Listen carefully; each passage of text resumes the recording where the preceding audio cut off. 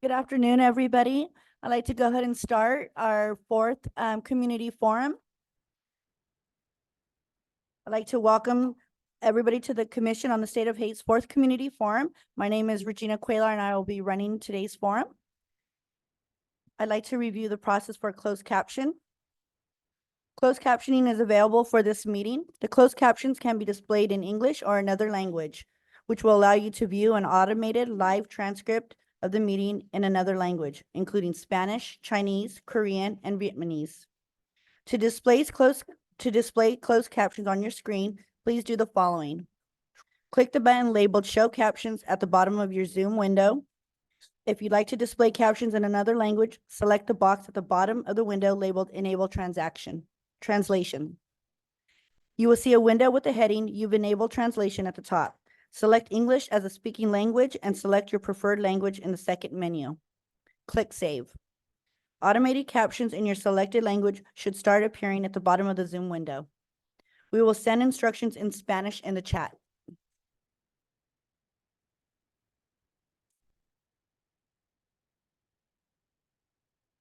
Okay. At this time, I'd like to do a land acknowledgement. Sekasin, hello and good morning. I am Regina Cuellar, chairwoman of the Shingle Springs Band of Miwok Indians, a federally recognized tribe located in El Dorado County. It is an honor to offer this land acknowledgement today on behalf of the Commission on the State of Hate. Let us begin by acknowledging that the ancestral homelands we gather together in today are the unceded territories of the Kumeyaay people and neighboring tribes of the region. These are the first peoples of this region, the original land stewards who continue to care for their homelands and whose presence remain in these spaces today. Let us honor and recognize each tribe, their rich cultures, traditions, and histories. Let us also remember and honor their ancestors, elders, and community members as we conduct our work here today. Aho, thank you.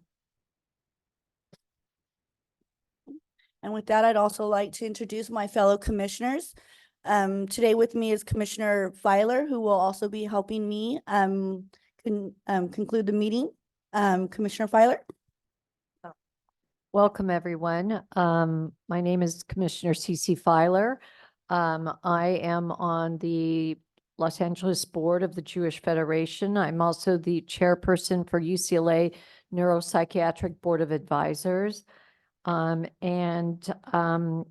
I also like to say that I'm the child of immigrants. Both my parents were Holocaust survivors, and I always feel very privileged to be in this state, in this country, and very privileged to be on the commission with all of these amazing people. So thank you and welcome, everyone. Thank you, Cece. And before I move on, I guess I'll say a little bit about myself. My name is Regina Cuellar, and I'm the chairwoman of the Shingle Springs Band of Miwok Indians. I've been the chairwoman for about 10 years. And I also sit on the commission for the State of Hate. And I also sit on the Board of Regents for the California Tribal College. So I'm going to go ahead and introduce some of our other, call on some of our other commissioners to introduce themselves. I'll start with Commissioner Che. Good afternoon, everyone. My name is Cynthia Che, and I'm the co-executive director of Chinese for Affirmative Action. I'm also a co-founder of Stop API Hate, which is a national coalition that was formed during the surge of anti-Asian racism, catalyzed by COVID-related racism. And I am happy to be here to learn and to listen, and appreciate your time and interest in our work. Thank you. Commissioner Suthers, or Commissioner Levin, I apologize. Either way, it's fine. Levin. I'm Professor Emeritus Brian Levin, founder of the Cal State University San Bernardino's Center for the Study of Hate and Extremism, of which Dr. Simi is on our advisory board, longtime brilliant member of our advisory board. I am thrilled to be with my friends in San Diego. One of the things I think is so important is that we need peace studies and conflict resolution now more than ever. And we're better to hold a forum like this. Most recently, and you can read this in the papers tomorrow, unfortunately, latest data that we've been collecting, that I've been collecting, shows that it looks like anti-Jewish hate crimes, we went over this this morning, anti-Jewish hate crimes looks like going to be a record this year. And also October looks like it'll be a record month for that. Anti-Muslim hate crimes also very high. We're looking at close to a decade high, maybe more, and we're seeing a lot of assaults. So I think it's really important that we not only look at the individual traditional categories of race, religion, sexual orientation, but how this aggression now is spreading to public officials. And indeed, I faced a threat by a neo-Nazi transnational group called The Order, and I had to take a variety of life changes because of that. So I'm really interested in seeing these wonderful presentations today. And I just want to say one quick thing. We have the most wonderful commissioners here, but today we have two, Commissioner Cuellar and Filer, who did such a beautiful job in coordinating this. Thank you so much. This is exactly what government entities should be doing rather than dividing people against each other. Thank you so much. Thank you, Commissioner Levin. Commissioner Roybal. Good afternoon, everyone. My name is Russell. Good afternoon, everyone. My name is Russell Roybal. I'm chair of the California Commission on the State of Hate, and I welcome you to my home here in San Diego and to the University of San Diego, and say thank you to the Kroc Institute for Peace for hosting us. And you'll hear a little bit more from me in a little bit. Thank you, Chair Roybal. Commissioner Dembski. Thank you, Chair. My name is Andrea Beth Damsky. I live here in San Diego County. I am a director of the Helix Water District in East County, San Diego. Pleased to be a member of this commission representing the Jewish community, the LGBTQ+ community, and also seniors. Thank you. Welcome, everyone. Thank you, Commissioner Dembski. Commissioner Suthers. Good afternoon, everyone. Welcome. My name is Errol Suthers. I'm the Associate Senior Vice President of Safety and Risk Assurance at the University of Southern California. I'm also a professor in the Saul Price School of Public Policy, and smiling because Dr. Simi's book has been a required text in my graduate level course that I've taught for many years. So thank you for being here, Pete. I'm also president of the Los Angeles Police Commission. So thank you for being here today. Thank you, Commissioner Suthers. Commissioner Sinar. Good afternoon. Thank you to everyone for taking time out of your very busy schedules to be here today. I'm really looking forward to hearing your presentations and your thoughts. My name is Shireen Sinar. I'm a professor at Stanford Law School, where I've been for about the last decade. I research and teach on areas including civil rights, national security, hate crimes, and I began my career as a civil rights lawyer with the Lawyers Committee for Civil Rights and the Asian Law Caucus in San Francisco. Thank you, Commissioner Sinar. And last but certainly not least, we have is Commissioner Salcedo, who is joining us by Zoom. Commissioner Salcedo? Thank you so much for the opportunity to be here, and apologies for not being able to be present there. But my name is Bambi Salcedo, and I do have the privilege to be part of this amazing group of people who are part of the commission. I also want to appreciate everyone who is attending to this town hall and provide your input. As you know, the work that we do, it's informed by all of you, and so we are looking forward to everything that you have to share. So thank you so much for the opportunity to be here. Thank you, Commissioner Salcedo, for that. And again, I'd like to welcome everybody to the Commission Estates 4th Community Forum. Today's title of our forum is Threats and Harassment Towards Public Officials and Their Impact. I'm going to go ahead and turn it over now to our Chair, Roybal.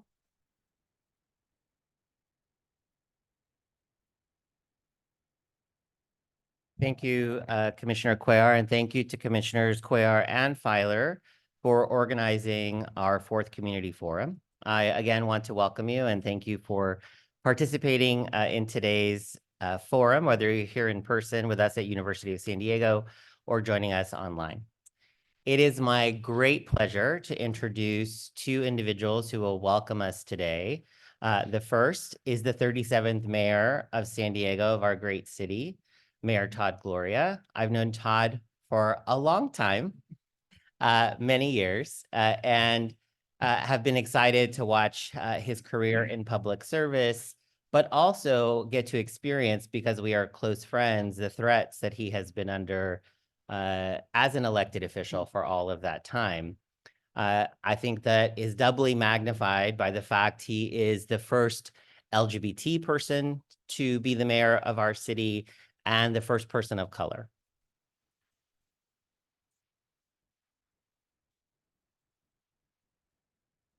And both he and who I'm going to introduce next, Senate President Pro Tempore Atkins, really exemplify public service and are models, role models for that, and are inspiring, and in particular, inspiring members of one of the communities I come from, the LGBTQ community, to be a part of public service, to run for public office, to serve on a commission like the California Commission on the State of Hate. So I'm very excited that they're both here. I welcome my friend, my sister, the mayor, the 37th mayor of San Diego, Mayor Todd Gloria.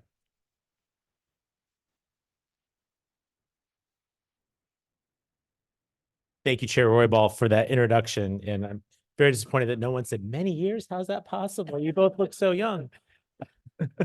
Let me start right at the beginning to say I'm slightly uncomfortable taking this podium, not because the subject matter is a difficult one, and I'll get to that in a moment, but that I never go before my Senate President Pro Tem. I've made a career of following after her, so going before her in any setting is uncomfortable, but I'm pleased to be her opening act and always grateful to be in the room with my senator. I want to thank the commission for this opportunity, not just, and also for your service to the state of California. These are difficult times. I have been privileged and fortunate to be in politics for a very long time now. Again, how is that possible? Look at this face. Since my days as an activist here on the campus of University of San Diego, I'm a proud Torero and alum. I found my voice as an activist on this campus in the 1990s as a student that was interested in LGBTQ inclusion, as well as finding a stronger voice for people of color on this campus, which had significant challenges at that time. I know that they continue to this day, but I think they were far more acute then. I don't know that a traditional Catholic university is really happy with the idea that they created an LGBT activist, but here I am. And it was in this setting and advocating for a non-discrimination policy that was inclusive of students like me that I found my way to organizing, to fundraising, to being in uncomfortable situations and bringing up difficult topics, and then driving change. One of the proudest moments I can think of in my public service career was getting a call from the Dean of Students about a year and a half after I graduated, informing me that the non-discrimination policy on this campus was changed to include LGBTQ and sexual orientation as a protected class. That was something that was personally meaningful and has really informed the rest of my advocacy on key issues like homelessness, housing affordability, transportation, and the like. I'm happy to talk a little bit about what the city is up to, but I want to just start at these comments and really thanking the commission and the university, for Rachel and Carl, for the research to talk about this issue that doesn't get talked about a lot. You might imagine in my profession that you don't necessarily like to talk about all the people that may be upset with you. And I want to acknowledge that in this line of work, invariably, there are people who are upset with you. I often noticed when I was on the city council and also when I was in the legislature, there's only two buttons that are there. There's a yes and there's a no. And invariably, you have to push one, and that typically means a good number of people are upset. What I know is different, at least lately, is that the anger and the vitriol is something that's different. It's not policy-based anymore. It's very deeply personal.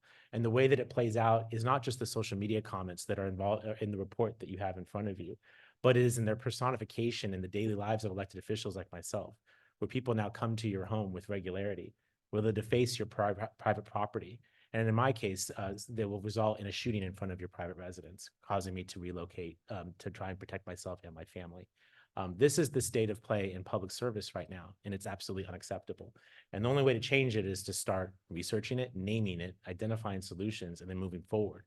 I concern myself for students at the University of San Diego today who might today, like me back then, see a future in public service and want to serve.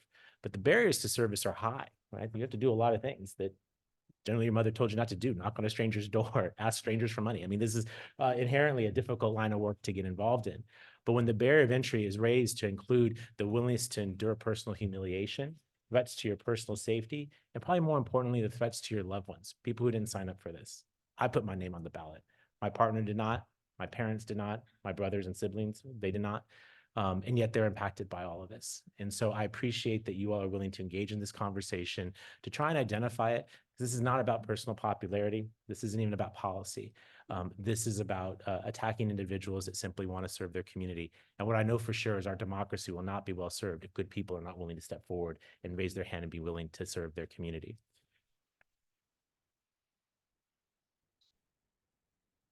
So I know I'm merely the opening act to my main event here, but I want you to know that your city of San Diego is trying to be a leader in this space. And I'm joined this afternoon by Kim Desmond, who was our city's first Chief Race and Equity Officer.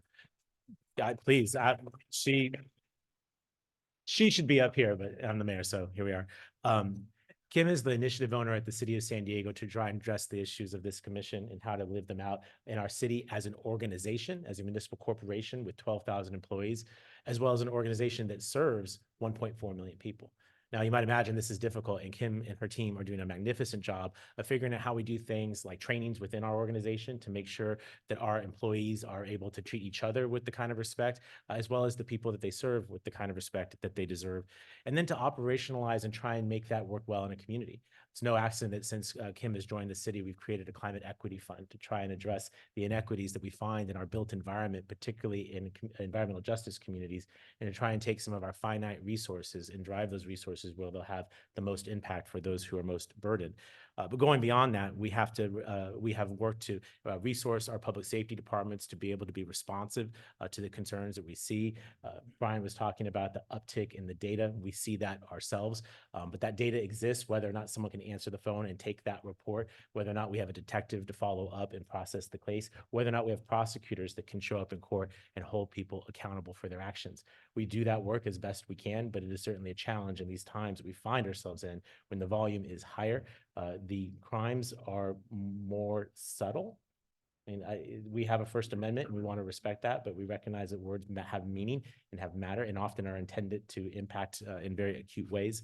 And then to partner with other organizations across our community. And I hope that what you'll see from a city that is ingraining diversity, equity, inclusion in the work that we do, that while we've always shown up through our Human Relations Commission and other key organizations, but that we do it in all manner and facets of what we do, from hiring to appropriations to community outreach to policy development and then implementation. My hope is then by doing so that we can meet this moment of just tremendous vitriol and anger and recognize that it really isn't about, what do I want to say? That we can address those concerns and hopefully be a positive contributor to lowering the temperature and allowing us to do what we've always done, which is to coexist and be able to move forward as one of the greatest places on the face of it. I love San Diego. I'm proud to represent my hometown. We live in a magnificent city, state, and nation, but I'm very concerned about the behavior that I'm seeing in communities. And I guess I'll end with this. What I know for sure, and I know the data doesn't really look like it, but what I know for sure is that the data that is represented in this report represents a very small part of our community, an infinitesimally small part of our community. But we cannot allow ourselves to be defined by a small number of folks who are so motivated by hate that they'll show up in any kinds of places, both online and in reality, to try and influence processes. What we have to recognize is the vast majority of people are decent, they're trustworthy, they're honest, and they just simply want to live their lives with dignity.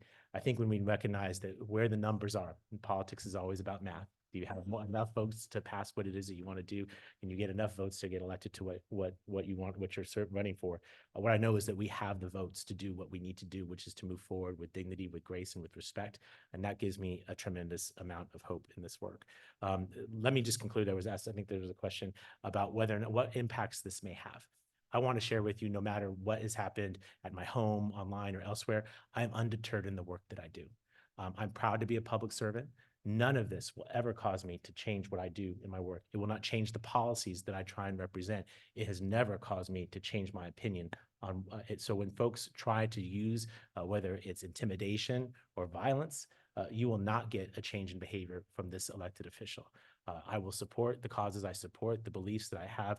We cannot change our positions based on threats and intimidation. That will not happen, and I appreciate the chance to be able to share that on the record this afternoon. Again, thank you for giving me this opportunity to share those feelings and observations with you all. Thank you again to the researchers for putting this information together and making it public. And thank you again to the Commission for your service to the state of California. These are extraordinary times. I would say that these are the most difficult of times to work on this particular issue. But just as I have hope in knowing that the vast majority of people are decent, honorable, and want to coexist, I know that your work will have an impact on the state and will be better for it. Thank you all very, very much.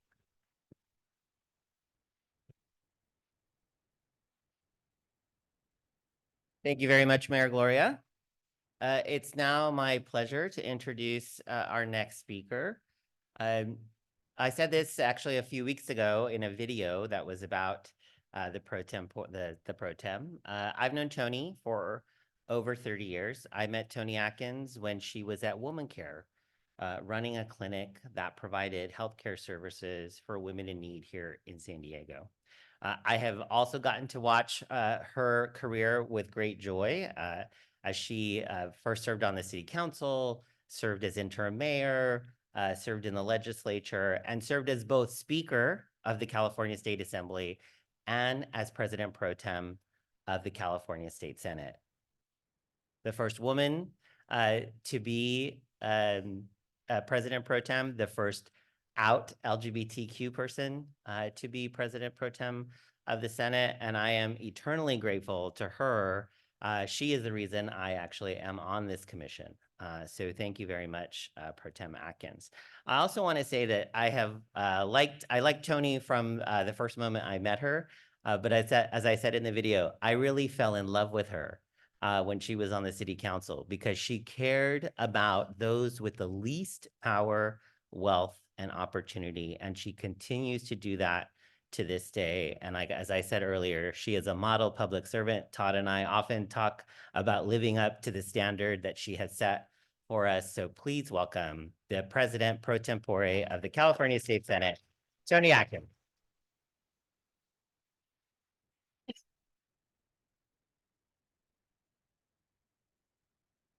Well, good afternoon, and it is a real pleasure to welcome you to San Diego. Look, I'm always, it's a hard act to follow our mayor, and he always talks about following in my footsteps, but I rest easy at night because when I left the city council, he was the person that stepped in and took that seat. And as Russell said, I really cared about the work, and I have not lost a minute of sleep as Todd has taken the mantle of leadership with such grace and ethics and integrity. And he never forgets from where he has come and reflects that in the work that he does. So I am just proud to be with all of you. What an incredibly diverse group of Californians doing some pretty incredible work. I was pleased to, as the Senate leader, to entertain and appoint two people from the Senate, Andrea Beth Dansky and, of course, my friend Russell. Now, in full disclosure, they both said they're from San Diego. He was in San Francisco when I appointed him. I just want to be clear. I was trying to get both ends of the state because the diversity of geography as well as all that you see reflected here is really important. And I would add in looking, thank you for the data. I really appreciate getting this. Andrea, you mentioned representing two communities, the Jewish community and of course the LGBTQ. You are also a woman. And I think that we often forget the crimes perpetrated against and the hate perpetrated against women. And I just am really pleased to welcome you here to San Diego. This is the first, I believe, of four incredibly important hearings that you are going to hold up and down the state. And it makes absolute sense that if you're in San Diego, you're going to be doing this event at the University of San Diego, which is the home of the Innovative Institute for Civic Engagement. And I'm not surprised to see Carl and a number of people in the audience. I would say to add, Todd talked a little bit about what the city of San Diego is doing. in addition to the state creating this commission, and it was Assemblymember Bloom in 2021 that created the Commission on the State of Hate, and with a mission to strengthen California's efforts to stop hate and promote mutual respect among the state's diverse populations. The legislature has taken a few other actions to address the issue of hate. You know, we have to legislate these things. Isn't that, just unfortunate? We should have learned this, from the earliest ages, and I'm fortunate. Growing up in Southwest Virginia and Appalachia, my parents were blue-collar, working-class people, but they always made me understand that you have to be kind to everyone. Civility is important. And so we have a whole institute now that promotes that, because obviously we need to relearn those lessons as we grow. This year, the legislature passed AB 449. It's a bill by San Francisco Assembly Member Phil Ting that will mandate that all of the state's local law enforcement agencies submit a new policy to better recognize, report, and respond to hate crimes and incidents. And that bill, which was signed by Governor Newsom, becomes law next year. It's good. Yes. Your subcommittee on recommendations to law enforcement, chaired by Andrea Beth, is working on training materials to assist law enforcement in implementing this law. And my colleagues and I really do appreciate this partnership a great deal. The governor also signed one of my pieces of legislation, SB 447, which takes an educational public messaging approach to dealing with bias. That bill lifted California's travel ban. We had a travel ban that we put into place a number of years ago to ban access to states with discriminatory LGBTQ plus legislation. And I created in its place a fund to create a nonpartisan inclusive messaging, discourage discrimination, and help members of the LGBTQ plus community feel less isolated. We had gone to 26 states that we could no longer travel to on government resources because of discriminatory legislation just against the LGBTQ plus community. It's called the Bridge Project, Building and Reinforcing Inclusive, Diverse, Gender-Supportive Equality. It's a mouthful. The legislation will help California champion compassionate and outreach to people throughout the country, and further position our state as a national leader, hopefully, on inclusivity and a beacon of hope for those who've been isolated by state-sponsored discrimination elsewhere. And let me be clear, California has work to do as well, as you've discussed and as we see. And I know that today's community forum focuses, as our mayor said, on threats and harassment of public officials. Sadly, you heard his story of people being victims of such incidents, including the racist and very hateful public comments made at our San Diego City Council meetings, our San Diego County Board of Supervisors meetings, and other community boards and commissions have been victims of vile Zoom bombing. Similar to what has occurred across the state and nation, some of our local school board meetings, this, it's just so unfortunate, have been bombarded by parents' rights groups. They've made vicious comments about policies intended to protect our transgender youth. Finally, our kids are able to tell us who they are, and we're listening. And we need to provide the kind of support to them that we would all want to make sure that they're safe as they are educated. We want to promote diversity, equity, and inclusion in all of our policies. And so while I don't know that we're seeing the return of groups like the Ku Klux Klan rallies in our county and in our country, there have been some other pretty disturbing recent trends, including a proliferation of hate groups. And sadly, I think these trends arise from the example set by some of our national political figures who have fueled the flames of hatred and given license to acts of extremism and incivility. Further, current world events, including terrorism and war, have given rise to a sharp increase in anti-Semitism and Islamophobia. In short, I think the work of the Commission could not be more timely or relevant. It's been said that all that is necessary for the triumph of evil is for people of goodwill to do nothing. So the most important thing that we can do is collectively speak out publicly and loudly against all expressions of hatred. Recently, I was at a conference in Washington, D.C. The Gay and Lesbian Victory Fund holds a conference. And I heard a woman, a member of Congress say, and I love this and I'm going to continue to say it, we need to stand in the complexity of issues and really reflect and think. And that is what is done here at USD in the Institute. And I know that you're here and you're going to have really important discussions, and hopefully it will benefit the work not only that we get to do in the legislature and in the halls of government, but it will reach the very people who really crave this. I think most people just want to live their lives, take good care of their families, and have opportunities to contribute and to be part of something bigger than ourselves. And your work today here as a commission, and of course, all of your attendance today, you're taking a stand against hatred. So I want to thank the presenters and the audience for participating in this critically important dialogue. And to those of you who are willing to serve, we thank you for that. I know you're all busy people, which is why you're here doing yet more work. And I want to add my thanks. And when I was invited, I said, absolutely, I want to be there to say thank you to the commission for doing this work. And thank you again for being here in San Diego.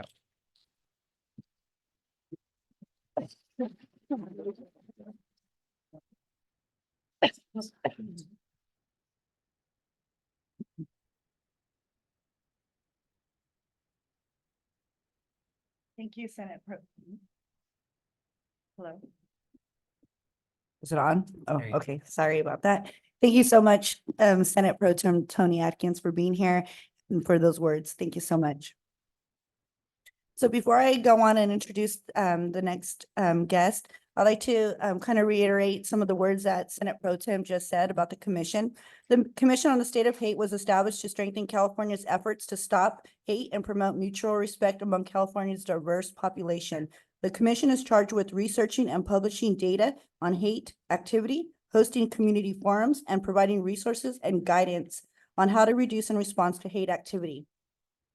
The community forum, like the one here today, are part of that effort to give resources to those that are experiencing hate, but most importantly, it's an opportunity to hear from the community on what you guys are experiencing and ways that you can help us and to guide our work and in the commission. So we really want to hear from you.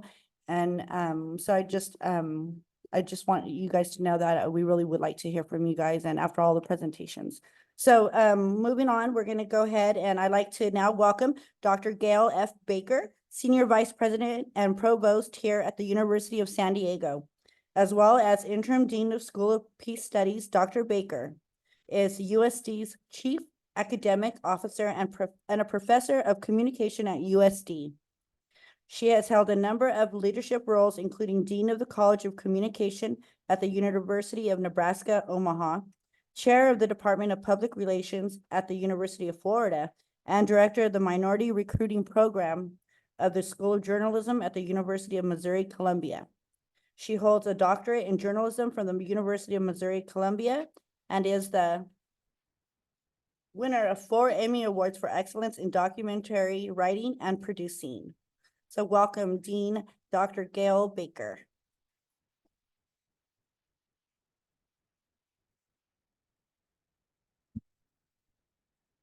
Thank you, Commissioner, for your warm introduction. On behalf of the University of San Diego and the Joan B. Kroc School of Peace Studies, I want to welcome the California Commission on the State of Hate Community Forum. We're delighted to have you here. And as delighted as I am, I'm also sorry and troubled that you need to be. The goal of this particular forum is to focus on the severity of threats and harassment toward our elected leaders. I was so moved by the mayor's conviction, commitment, and bravery in the face of what he is facing right now.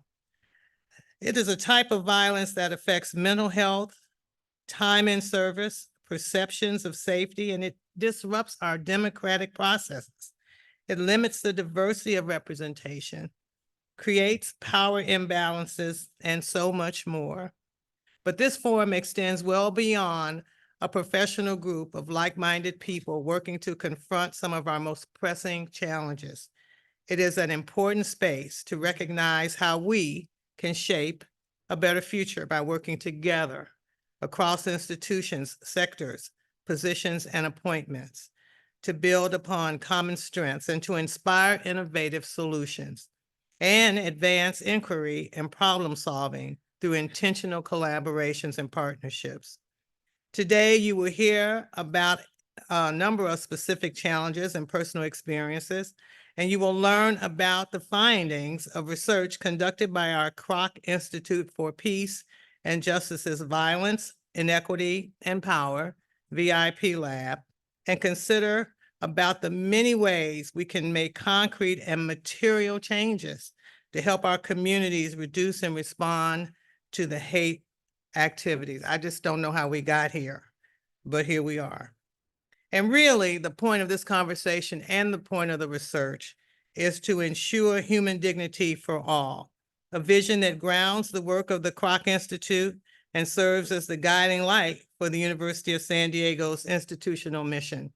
And for that, I am grateful to all of you gathered here. I thank you for your dedication, for your commitment to our scholars, our leaders, our community builders, and our peace builders.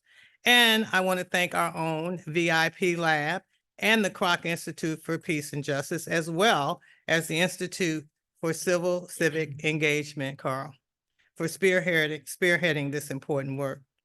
When we do work side by side with the communities we serve, we are empowering community members to have a voice in the decisions that will shape their future. And they too will make a difference in their community across the country and across the world. So despite the heavy nature of the conversation and the necessity to have it, we are really thrilled that you decided to have it here. And we hope to be great hosts for you while you're here and to help you bond together, create together, come up with innovative ideas, and to use the research of our group of scholars to help us get past this most troubling and difficult time, one of the most uncertain times I have ever experienced. But we're in the right place and we're asking the right questions and we've got the right thought leaders in the room. So thank you for being here today. And I look forward to learning more about what you talk about in this session. Thanks for having me. Thank you. Thank you, Dr. Baker. And before we begin the presentation, we want to remind you that if you are a victim or witness to hate, racism, or bullying, you can receive free support through the California versus Hate resource line. The hotline will help you identify next steps and help you connect to resources, including legal, financial, mental health, and mediation services. Anyone can report anonymously, and your report will not be shared with law enforcement without your consent, unless required by law. Report hate by calling 8338-NO-HATE or visiting californiaversushate.org. We'll put the link to California versus Hate in the chat. Okay. Now I'm going to go ahead and discuss public comment process. First, this commission is a public body, and an important part of being a public body is hearing from the public. To that end, this meeting is open to the public, and there will be opportunities for public comments throughout the meeting today. To keep an orderly meeting, please make sure comments only on the agenda item under consideration. If you have comments that are not specifically related to an agenda item, please save your comments for the agenda item titled Public Comment on Items Not on the Agenda. To submit a written public comment, email the commission at csh@calcivilrights.ca.gov. We'll put that email address in the chat. For everyone in the room today, you may submit a written comment by emailing us or writing your comment on a piece of paper and handing it to Marquez. Marquez, if you're in the room, right back there, you can hand it to Marquez and he will bring it to us. If you submit a written comment that pertains to an agenda item, we will read it aloud or summarize it. When the public comment portion of that agenda is open and before any vote, the comment is not it is open. I apologize. It is open and before any vote. If the comment is not about a specific agenda item, we will read it aloud or summarize it at the end of the meeting. During the agenda item, public comment on items not on the agenda. If you would like to speak at the meeting to deliver your public comment, you will have the opportunity to do so during the public comment portion of this meeting. At the end of an agenda item, we will ask if there's any public comment. We'll begin with people in the room with us today and then move into public comment on Zoom. For those who have joined us in the room, you may request to speak on an agenda item in person by raising your hand during the public comment period, and Marquez will provide you a microphone to make your comments. If you're joining us on Zoom, you may request to speak on an agenda item by raising your hand virtually in Zoom. To do so on a computer, please raise your hand by pressing the raise hand button on the bottom of the screen. If you're on the phone, you can raise your hand by pressing *9. In the interest of time, we will limit verbal public comments to 3 minutes per person. After the presentations, we will have time for public comments. As you consider your comment, we want to encourage you to keep in mind a few things. Everyone is encouraged to participate. The foundation of the commission's work is community input, and we want to encourage everyone to speak out. We really want to hear what you have to say today, and we want your voice to be heard. We appreciate the diversity of perspectives. This forum was designed to support learning together at the creation of shared understanding. Everyone brings kernels of wisdom based on their own unique history and experiences. We don't know or understand what someone else thinks unless we listen to them. Therefore, when someone says something that challenges your thinking, we encourage you to listen to understand why they think as they do. Maintain a respectful space. Everyone is deserving of respect. That means I encourage everyone to treat each other with kindness and respect today, even if we might disagree. We are very fortunate to have a fantastic slate of speakers today. However, I want to note that the information presented today does not necessarily reflect the views of the Commission or the California Civil Rights Department. Okay. And with that, we have 4 presenters today, and we'll be taking comment after all the presentations. First presentation we have is Rachel Locke, Director of the Violence of Equality and Power, VIP Lab at the Joan B. Kroc Institute for Peace and Justice at the University of San Diego. Rachel Locke is Director of the Violence, Inequality, and Power, VIP Lab at the Kroc Institute for Peace and Justice, University of San Diego. Previously, Rachel served as Senior Policy Advisor with the U.S. Agency for International Development and led USAID research and policy on crime, conflict, and fragility, and worked extensively on program design, implementation, and evaluation in Africa. She has published a variety of articles and other works focusing on violence, prevention, humanitarian aid, conflict, and transnational organized crime. Please welcome Rachel Locke.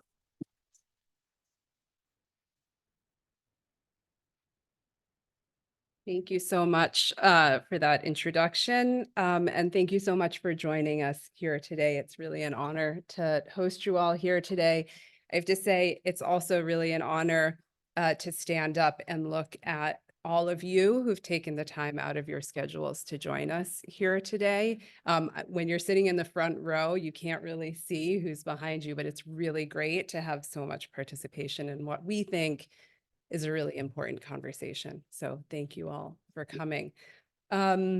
We started this research, and the we that I'm referring to is myself and my co-principal investigator, Carl Luna, who you will also hear from the Institute for Civil Civic Engagement, about 1.5 years ago. And I realize I am standing between you and the screen. So if you can't see this, let me know and I will try to shift or duck somehow. But hopefully you'll be able to see the writing on the wall.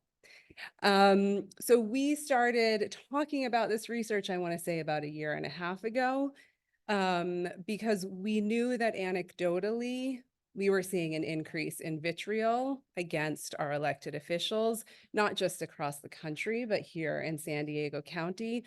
But we also didn't know exactly what that meant. So we didn't have a sense of what the quantity was. How much was there? Was it increasing? Was it increasing? Who was getting it? Who was getting more or less or of a different sort or a different nature? And what were the impacts? There were national studies that were taking place, but we really wanted to understand locally what was happening. So that's the origins. It really started with curiosity, as a lot of good research, right? Starts with curiosity. This seems to be going on. We should look into it more. What's the data telling us? So our survey, which is our study, I should say, which included a survey, was the first of its kind in the nation, in that it looked at one geographic area and took a mixed methods approach to really trying to understand the scope and scale of threats and harassment being directed towards elected officials in one particular place, looking objectively and subjectively. So the findings that I'm going to share with you today are across the different methods of our research. And you can see here, we did a literature review. We sent out a survey to 328 elected officials across San Diego County. We did key informant interviews, social media review, and traditional media review. And the reason that we did this mixed methods approach was we really wanted to hear from those elected officials themselves. And you will be hearing from an elected official in the course of the presentations, but we also, so that subjective, what does this feel like? What's the experience? What does it mean for you, right? But we also wanted to look objectively. What are we seeing in the media? And what is the traditional media saying? But also, what are we seeing in social media? And what can we say objectively from pulling from those data? So that's why we took this mixed methods approach. It's not always the easiest approach, and there were variations in what we found across the different methods, and I'm going to talk a little bit about some of that. As I dig into the findings of our research, you will benefit from Carl, who will speak after me, who will speak about the recommendations of the research, because this is both looking at what's happening, but also the question of, okay, so this seems bad. What do we do about it? So Carl will be speaking about that as well. We looked at 42 school boards across the county, 5 community college boards, all 18 city councils across the county, mayors, and our county board of supervisors. So those are the categories that we looked at. Here, I hope you could see, not quite sure, but it looks like you can. Here's our top line. 75% of all elected officials in San Diego County have experienced or report experiencing threats and harassment.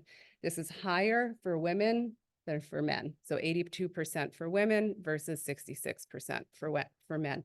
Let me say something right off the bat. You're going to hear me talk a lot about gender. You're not going to hear me talk a lot about race or sexual preference or sexual orientation. That's because our sample size was too small to say anything with regard to race or sexual orientation, but it was not too small to say something with regard to gender. We are hoping to expand our population size so that we can say more in other categories moving forward, but that's the reason why. So women are getting more of this than men. What we also know to be true from our survey is that these are not one-offs, right? So 47% of those surveyed said that these threats and harassment are coming at them on at least a monthly basis. So this is a regular occurrence. This speaks a little bit to what Mayor Gloria finished with, right? About not changing his position. We found some variation here of people saying they are both less likely to speak their minds, not necessarily to change their policy position, but less likely to speak out, versus 14% who said that they were more likely to speak their minds. So it's almost a steeling or a hardening. I'm not going to be intimidated. 78% of all respondents, so that includes those who have themselves experienced threats and harassment and those who have not, believe that this is happening basically to everyone, right? So even if you're not yourself experiencing it, you see it happening across the board. This is bipartisan. So moderates in our survey are actually the most likely to receive threats and harassment. We're not quite sure why, but our qualitative interviews suggest that one reason for this may be because people on the extreme ends of the parties are some of the most likely to be lobbing threats and harassment towards members of their own party for not being extreme enough, not being right enough, not being left enough. And so that might be why why moderates are getting the most. But conservatives and liberals are receiving similar share. Again, half of all of those who report never being threatened and harassed, so this is the 25% who said, I myself have not been threatened or harassed, half of those think it's a central issue and have witnessed it happening to their colleagues, right? So even if they're not getting it, they see it and they know it's important. This is increasing. This is not going down. This is not trending along the same line. It's going up. This was really consistent. What we heard most was that it really started to get worse in 2020. That won't be surprising to most of you. By far, the largest representative group in our survey was school boards, and there was a lot of contested terrain around schools, around COVID, going back to schools, masking policies, et cetera. But it didn't go up in 2020 and come back down. It started creeping up in 2018, 2019, and 2020. It spiked and it's remained pretty high. So that's concerning. We have a new level. This should have gone forward. There we go. This is one of the things that I personally am the most concerned about from a findings perspective, which is half of those that we've surveyed considered leaving public office as a result directly of the threats and harassment. I should say this does not correspond with people actually leaving, but they are considering leaving in greater numbers, and that is twice as high for women as for men. So 61% of women have considered leaving versus 32% of men. This may be very much the intended effect of some who are perpetrating threats and harassment to drive women and traditionally those who traditionally have not served in these positions out of those positions. We don't know. That's one of the questions we hope to look at as we move forward with the research. There is a slight delay, I think. There we go. That's all from our survey findings. I want to talk now about some of our more qualitative data that came from our interviews. I don't think you will be surprised by the flashpoint topics. So this is what we heard from people are the things where if we know that issues of masking or equity and inclusion are going to be on our agenda for a school board meeting, we know it's going to be hostile. We know we're going to get some flack, right? These are flashpoint topics. What people also said is that the forces that are instigating people are both issues that are taking place locally, county-wide, statewide, and national. And I think probably we could also say international. Although that didn't come from our interviews, but I think we're seeing quite a bit of that right now. People also said that it felt as though this had gone from sort of individuals showing up to meetings and being nasty to more organized efforts. So groups of individuals, some of whom go from one town or city in the county to another, even places where they're not resident or constituents of those locales. It's also become much more personalized. So the mayor spoke about this as well. This isn't, I disagree with you about your policy. This is, you're a disgusting person and you deserve to die, right? So there's a personalization, and it's not just about the individual, it's also about people's families and their loved ones. We also heard quite a bit, and this is concerning, that this is not just happening with the public, but it's happening within boards and councils as well. So it's coming from peers. How you address that versus how you would is different potentially, right? Than how you would address it with constituents in a room. And maybe you're limiting public comment, but that has nothing to do with the vitriol that you're getting from your peers. And I'm sorry, I don't mean to say that this is happening here with this commission, even though I'm making this gesture with my hand. But we did hear that deserves more research and analysis.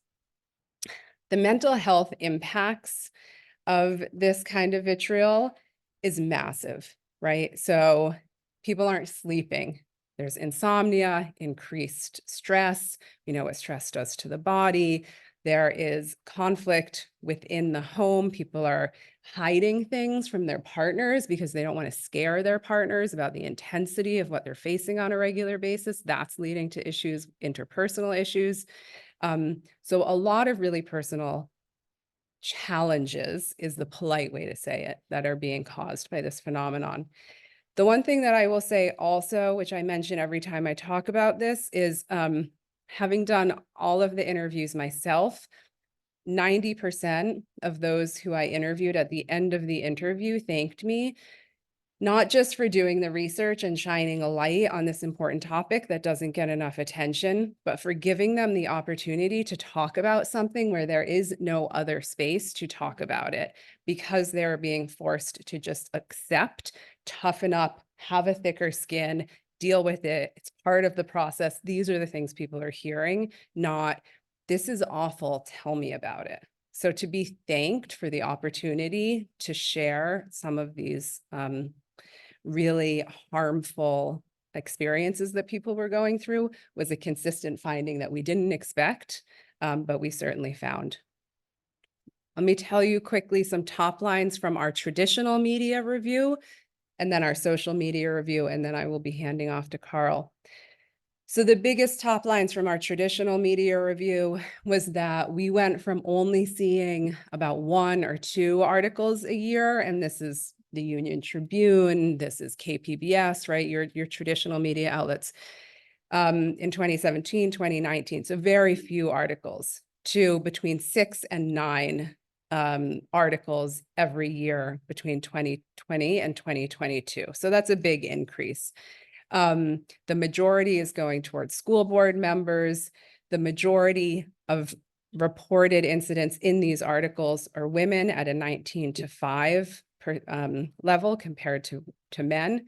White women, this is the one time I can say anything about race because we have this data. White women were the highest total category numerically receiving threats and harassment as talked about in the media, but women of color were the highest number as proportion of the population, again, in our traditional media article. Where information about perpetrators was included, 84% of all perpetrators were white men. Again, this is just less than 30 media articles, but that's probably a not bad proxy. And 20% involved family members, half involved death threats. It's worth saying what goes to the media are the most egregious incidents, right? So not half of all threats and harassment are death threats, but the most egregious ones are the ones that you find in the media. The types of threats, sexual violence, doxing came up several times, stalking, breaking into private homes. There's a lot that's taking place in people's, Mayor Gloria spoke about this as well, at people's private residence. That's terrifying, right? So we also saw that in our traditional media. And we had about half of those incidents that were covered in the media. These are, again, the most egregious incidents. Only half of the most egregious incidents were reported to the police. So imagine all of the rest of the least egregious incidents that don't get reported to anyone. Let me talk about our social media review. This was just a Twitter scrape. So there's a lot of other social media platforms we didn't look at. We didn't have the capacity to. We just looked at Twitter, but we went back to 2016. So from 2016 to 2022. And we pulled about 500,000 tweets from all of our office holders, all the 328 who had a Twitter handle. We pulled Twitter data for. What the big takeaways for this, prominence and presence are the two things that matter the most. So the level of your office matters hugely. The mayor of San Diego is one of the top recipients. The former head of the county board of supervisors, another top recipient. But how much you tweet, so your Twitter presence, still trying to do that conversion. We did this when it was still Twitter. How much you tweet also matters hugely for how much flack you get back. So you can see the top 5 receivers are individuals who are holding pretty prominent positions, but they're also people who tweet pretty regularly, or they have staff who tweet pretty regularly. Those top 5 receivers account for 80% of all aggressive tweets that we found in our scrape, with Fletcher and Gloria accounting for 50%. So that's those are huge outliers, right? It is worth saying, well, no, let me go to the next slide on this. Objectively, so this and our traditional media review, as I said at the start, these are our objective touch points. Objectively, what we know now to be true from our Twitter scrape is that women receive roughly three times as much aggressive behavior online in the Twitter space as their male counterparts. What we had to do is we had to remove our outliers. So we had to remove Mayor Gloria and Nathan Fletcher, and we had to look at comparable cases. Once we looked at comparable cases and we took out our outliers, that's where we see this 3-to-1. If you just look at the total sample, it distorts the picture, which is what you see over here, that it looks like more men actually are getting more aggressive tweets. That is not accurate. Another way that we looked at this to confirm that this was right was looking at our, again, at the time, our County Board of Supervisors, where you can see Nathan Fletcher received by far the most prominent position on the Board of Supervisors, and there were other issues going on with him at the time. But if you look beyond that, then Nora Vargas and Tara Lawson-Rummer received by far more than their male counterparts, Joel Anderson and Jim Desmond, and they have roughly similar Twitter behavior. So their presence is roughly similar, but the amount of vitriol they're getting, very, very different. Big picture, the incidents making the news are a small fraction of the total number of incidents. And tiny. I don't even think that small is the right word here. Minuscule is probably a better word for this. The majority are not reported, and I don't mean reported just to police, law enforcement, prosecutor's office, reported anywhere. So that could be to your superintendent of schools, that could be to your mayor, that could be to a non-law enforcement actor. The majority are not being reported at all. There's this process of normalization. Again, it's part of the job. Have a thicker skin. What did you expect? Of course, people are going to disagree with you. People are hearing this all the time. This is normalizing something that should not be normalized or accepted. Women are getting way more of this than men.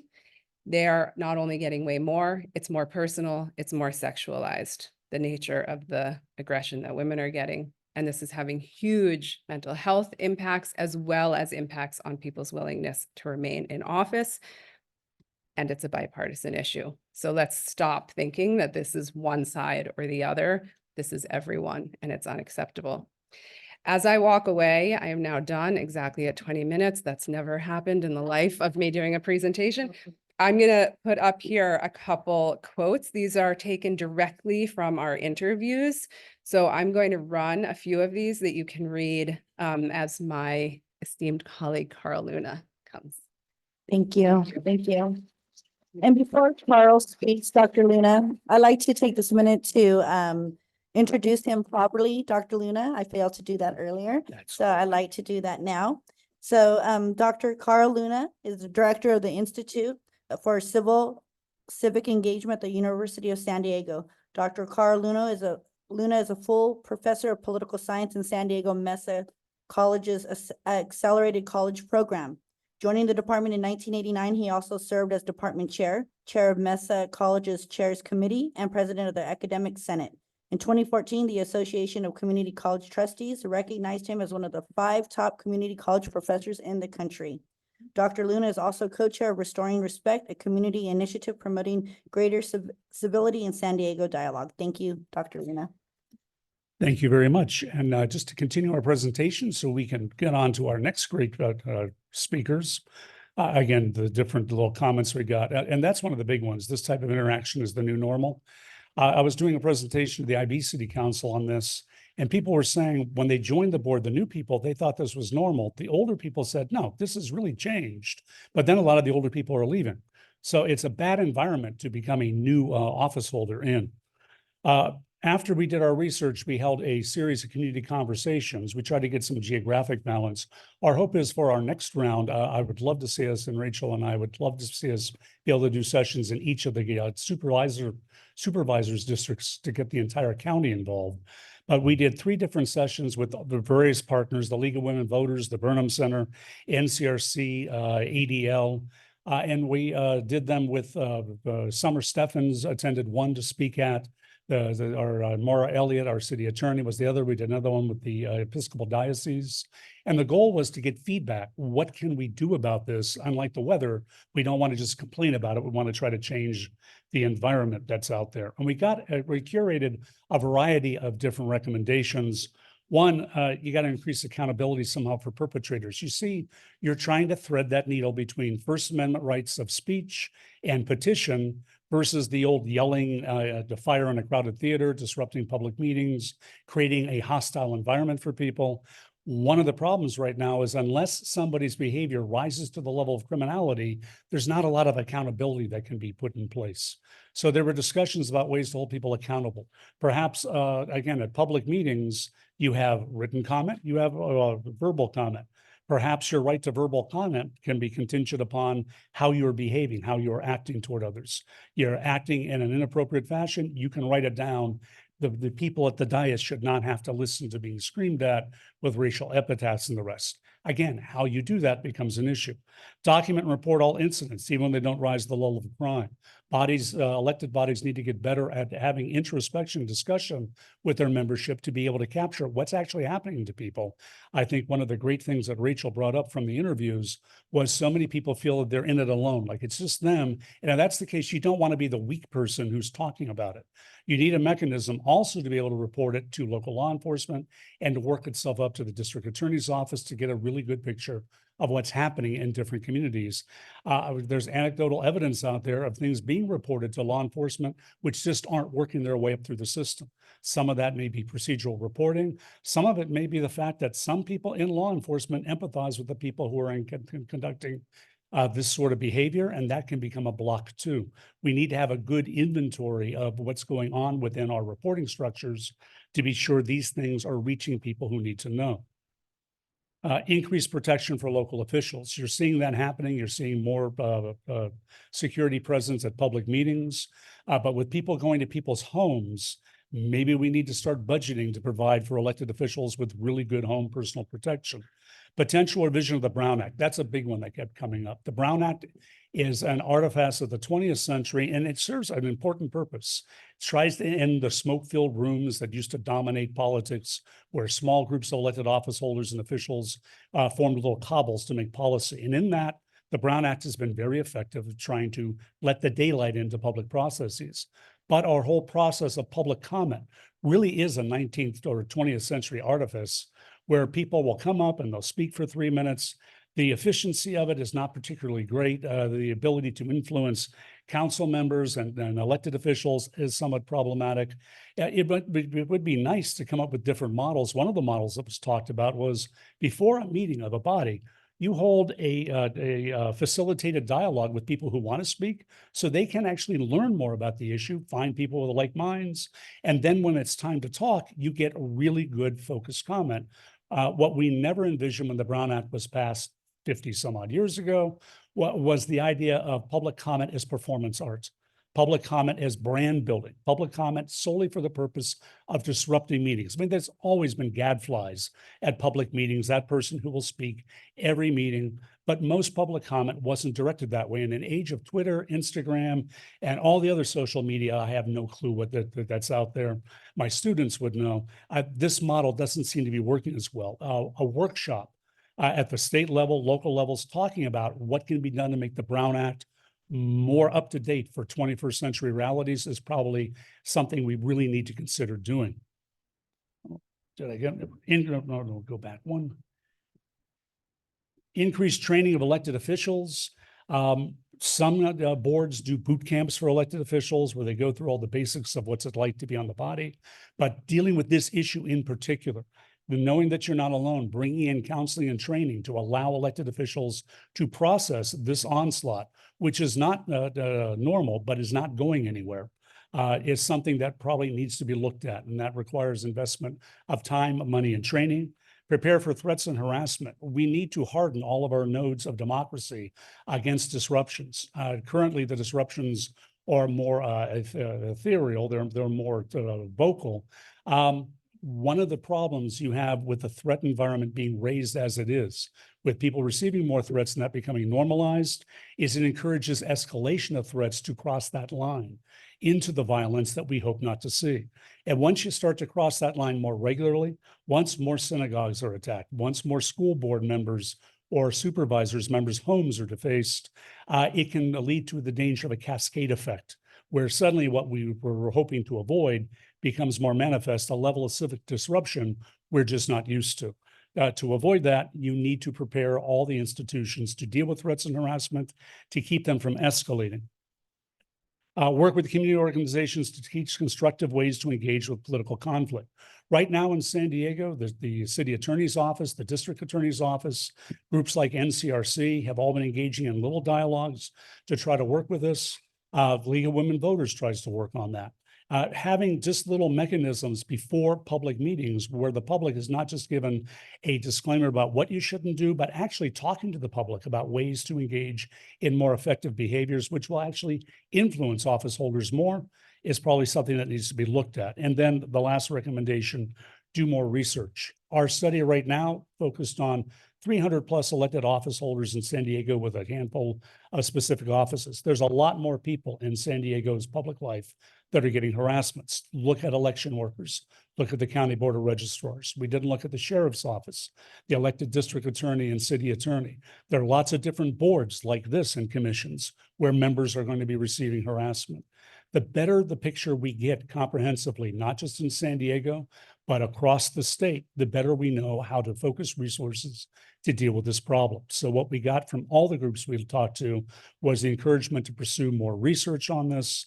And that's the process we are now working toward. Our next steps, we have a new round of survey going out in January. We're actually extending it into some neighboring counties, Imperial County, Riverside, Rachel. Yeah, Riverside County. Well, the big goal would be to get to Los Angeles, San Francisco, but we've got the model in place. It's just the processing capacity and trying to work with partners that we're looking with, such as the League of Cities, Bridging Divides, the Brennan Center. We've talked with Pepperdine University and some other partners across the state. Our hope is our next cycle, the year after this, we'll be able to extend into more counties, and eventually this becomes something the state may be able to look into adopting as part of the normal process of doing business. This is a metric that you really need to know. And while it's nice that we're doing it, you need to really institutionalize and make it part of public life. That, of course, requires funding. So if you reach under your seat, you'll find an envelope and you can just fill that out, put in the deposit, then we can get to coffee and donuts. Oh, no, not Marquez. So for any follow-up on anything we've talked about, please reach out to Rachel, reach out to myself. We'd love to discuss this and continue the dialogue moving forward. Thank you very much.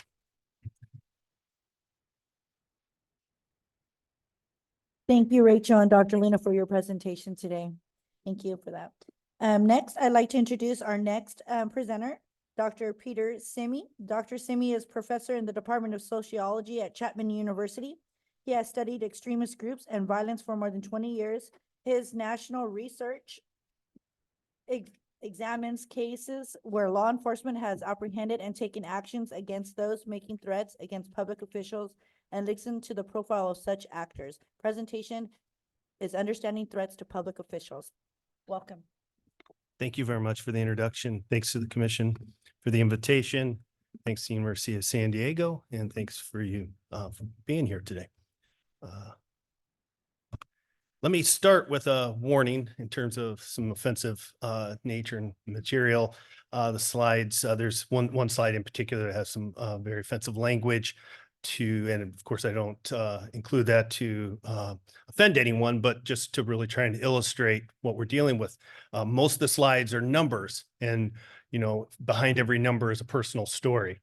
And the personal stories that we're talking about today are quite damaging, harmful, and impactful in people's lives in many different ways, and impactful on our democracy, of course.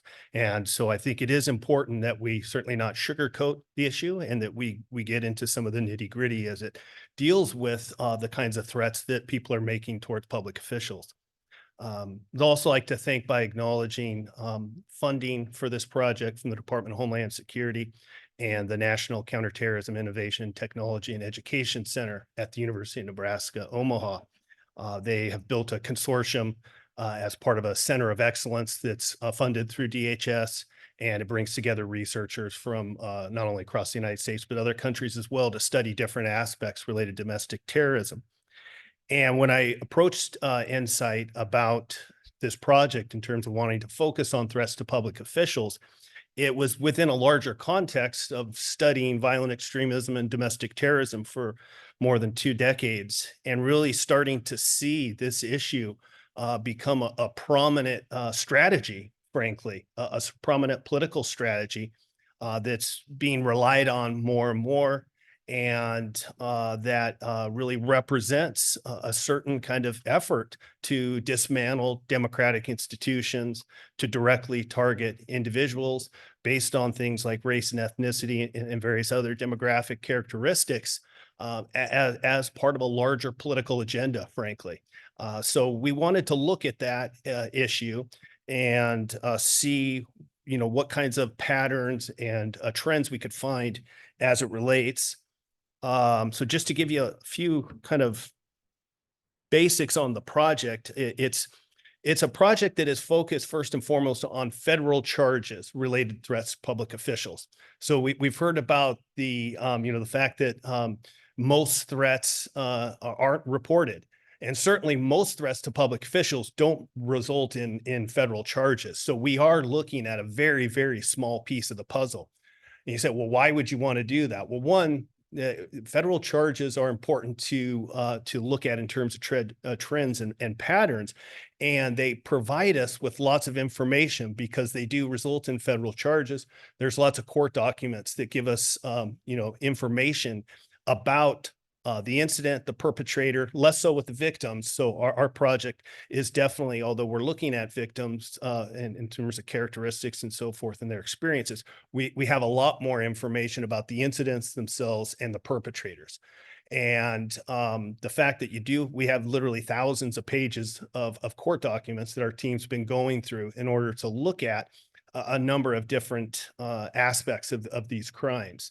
So when we say public officials, want to just kind of define that real clearly in terms of what we mean by public officials. We're looking at elected or election officials, education, healthcare, law enforcement, and military. And you can imagine there's certainly other types of public officials that don't fall into that, but it is a pretty broad realm that we're looking at, which we think is important. Arguably, you could include journalists, for example, in terms of the bucket of public officials. We don't for this project for time purposes really, but that's certainly a segment that would be important to look at as well. But we do think we have a broad kind of spectrum of different types of public officials as compared to some of the other studies that are exclusively looking at, for instance, congressional officials. And all again important, and that's part of our study, but we are also able to capture other types of officials as well. And the time frame we're looking at is 2013 to 2022, although we're now currently working on 2023, and we'll finish that up after the year's completed. So we have over 500 federal charges that we've gone through, and again, we're coding across the incident, the perpetrator, and the victim. So those are the kind of 3 domains we're looking at. And for each of those domains, we have a number of different variables that we're coding for. over 50 different variables that we're looking at, to include things like demographic information about the perpetrator or perpetrators, victims, the way in which the threat was communicated, the nature of the grievance that was behind the threat, whether there was a political, ideological component to the threat. And that's actually one of the things we're most kind of centrally focused on, is how many threats to public officials are clearly connected to a particular political ideology. And then if so, what was that political ideology? So those are some things that I'll kind of go over here. And some of the numbers are pretty clear cut, so I'll move more quickly through those slides to save time for some of the more qualitative aspects that I wanted to cover with you on a couple specific cases.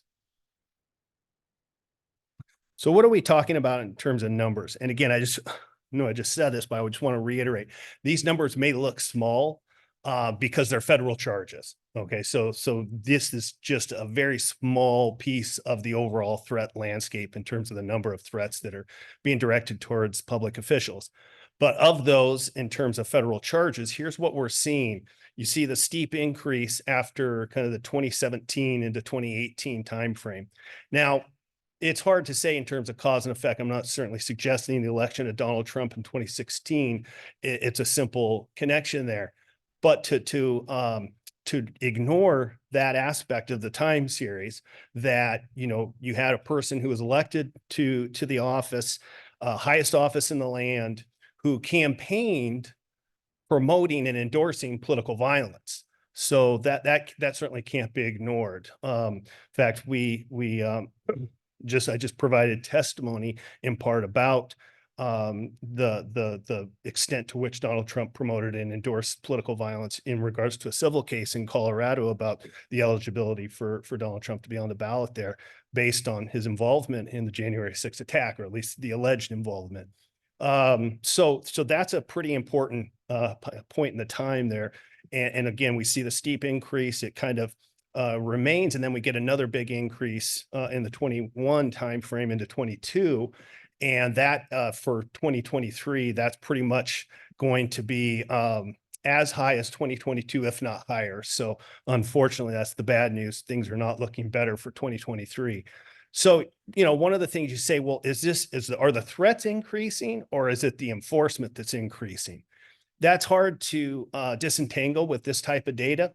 One of the things we can look at, though, for instance, is that big steep increase in the 2017 timeframe corresponds with the United States Capitol Police's data, looking specifically at congressional threats. So they also find, and that's not enforcement data, it's actual threat data. So we do know a steep increase occurred at the same time frame as it relates specifically to congressional officials.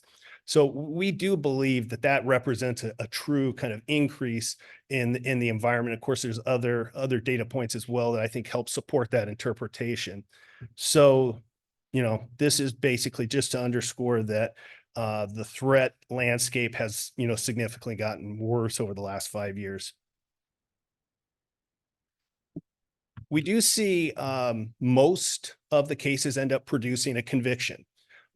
Sentence length is, you know, varies quite a bit, but is usually in the kind of 24 to 36 month range for those that result in convictions.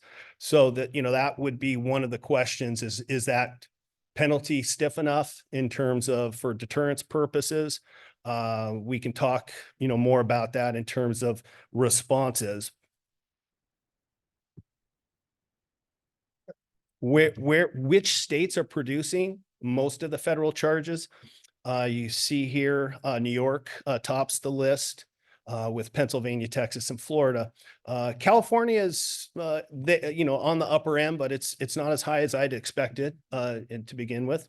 Of course, you know, these are all states with large populations, so you do have to take that into consideration when you do account for population. Actually, Alaska ends up producing the most per capita. But as far as the sheer numbers, these are the states that produce the most federal charges. As you can imagine, you know, we're dealing with 93 different federal districts when it comes to federal charges. every federal district, although federal law is uniform, federal districts apply the law in different ways. They have different allocations for resources. They view something like threats to public officials slightly differently across each of those 93 federal districts. Some districts are more proactive and others are less so. So that all those things have to be, kind of taken into consideration. So as far as perpetrators, one of the things we noticed that the vast majority had a criminal history. So this is, interesting. We're dealing with federal, has a very specific guidelines for dealing with criminal history as it relates to sentence length. But we think this is important along with some of the data we've collected about mental health histories among perpetrators to talk about potentially thinking about ways of trying to develop a public health approach. And again, we can talk more about that in Q&A if there's interest. How are people communicating threats? It's usually telephone. We see, a common case is someone picks up the phone, calls a congressional official, often their staffer, or leaves a message on voicemail and, makes some very violent statements about what they'd like to do to the person or what they think should be done to the person. And that's either communicated directly to a staffer or left on voicemail.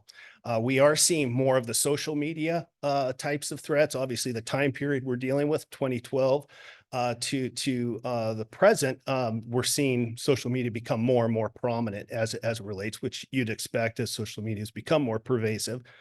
We still see some handwritten notes or letters of various sorts used. We get a little bit of the face-to-face. But again, the biggie is the telephone.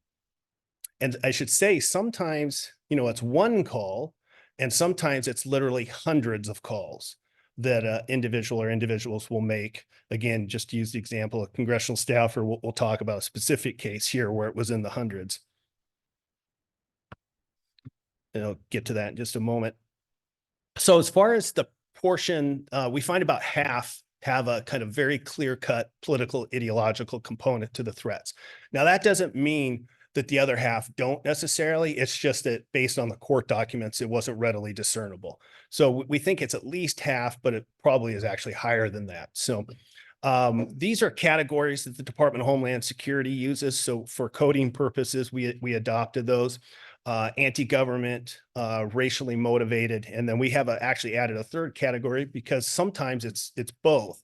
So you can imagine threats to President Obama oftentimes involved racial slurs of various sorts. So there's a racial motivation, but then also times those threats had a very strong anti-government component to it as well. So they would fit in that kind of middle category there.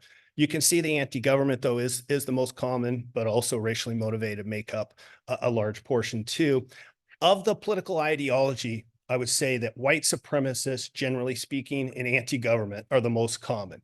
We do have some cases of, say, Islamic extremists or more left-wing extremist, anarchist type motivations are present in some of the cases, but very, very minimal in comparison to white supremacists and like anti-government militia type groups or ideologies.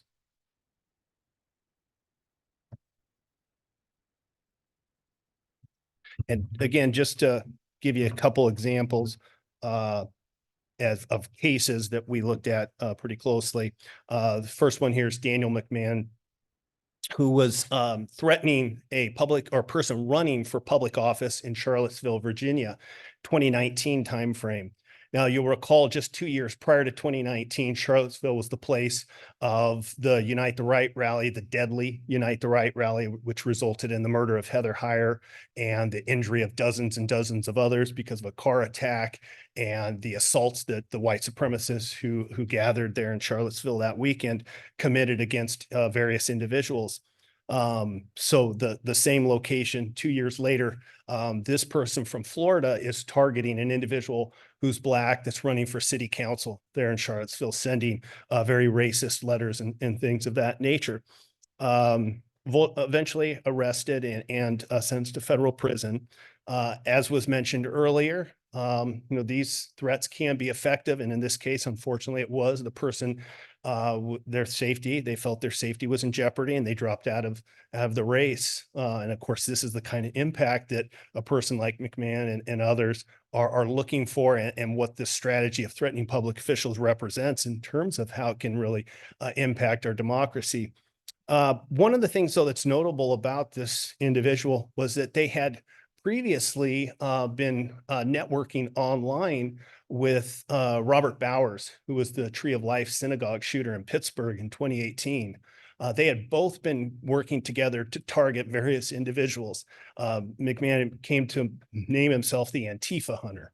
So he was part of he had even a screen name, Jack Corbin, and so forth, very active online, and very much immersed in an extremist culture, both on and offline, and even connected to a domestic terrorist, Bowers, which says something about Bowers as well, which is important, which is Bowers acted alone when he walked into that synagogue in Pittsburgh and opened fire and killed a number of people. But he wasn't acting alone more broadly. Bowers is part of this larger culture, this larger network of domestic terrorists, extremists who are promoting the use of violence of various sorts, including threatening public officials. Second example I want to use is term DHS is adopted extreme partisanship to represent something similar to what we just discussed, but a little bit different in the sense that the perpetrator wasn't affiliated, wasn't immersed in an extremist culture in terms of being connected to specific groups. Certainly may have spent time online reading conspiracy theories and propaganda of various sorts. Certainly influenced, it appears, in my assessment, to be our national leader in terms of adopting some of the terminology that Donald Trump had developed to name political adversaries like Nancy Pelosi here. The threatener in this case referred to Nancy Pelosi as Nutty Nancy. That's very much comparable, if not word for word, from some of the ways that Donald Trump would refer to people. You see the reference to George Soros, which is a common theme in conspiracy theories as it relates to the idea that immigration, for example, the Pittsburgh shooter that I just mentioned, Bowers, he was very much influenced by a conspiracy theory that Soros was paying migrants to come to invade the United States, as from his perspective is what it was, an invasion. And of course, this is a very common theme within the propagandas that the United States is being invaded. And of course, this is kind of what emanates the idea of the Great Replacement conspiracy theory, which has become very prominent both among extremists, but also, unfortunately, within the mainstream, promoted by folks like Tucker Carlson and many others. So in this case, the individual certainly was influenced by those, but not affiliated specifically with any groups, communicated literally hundreds of threats directed towards folks like Adam Schiff and Nancy Pelosi, most in particular, although others as well. And it was an individual who was known to the federal government.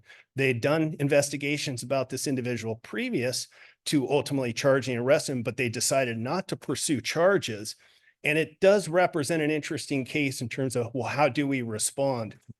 They didn't view him as a direct threat in terms of not having access to guns. He was disabled in a wheelchair. So part of the earlier investigations that didn't produce an arrest or charges it was determined that this person was making the threats, but not necessarily a direct threat to the individuals on the receiving end. Ultimately, that continued to happen in terms of the threats continued. And so they eventually did, multiple years later, intervene and arrest the person.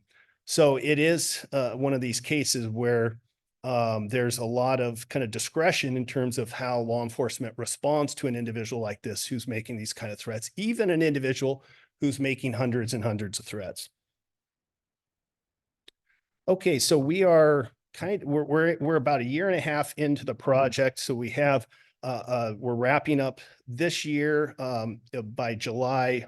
Hope to finish the coding process. We have some kind of data cleaning issues that we're working on. Once, as part of that, we'll want to do more of these kind of in-depth case studies, and then hopefully we can expand data sources beyond the court documents to fill in some of the information that's at least missing at this point. So, and I will leave it there. I think I'm out of time.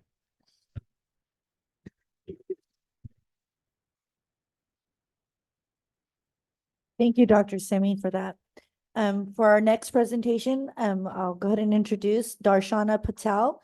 Dr. Patel is trustee and president of the Poway Unified School District, delegate to the California School Boards Association, president of the San Diego County School Board Association, and commissioner of the California Commission on Asian and Pacific Islander American Affairs. Dr. Patel will share a presentation on the impact of threats to school board meetings, discuss their community impact, and share what solutions local officials have developed in response.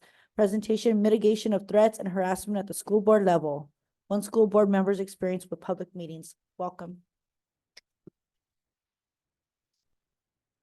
Thank you very much. I don't think I have a problem clearing the height of the slides. I think we'll be all right on mine.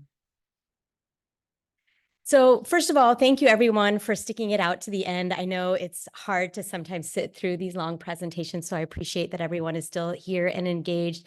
Thank you to the commissioners for taking on this very important topic and inviting us here to present to you today.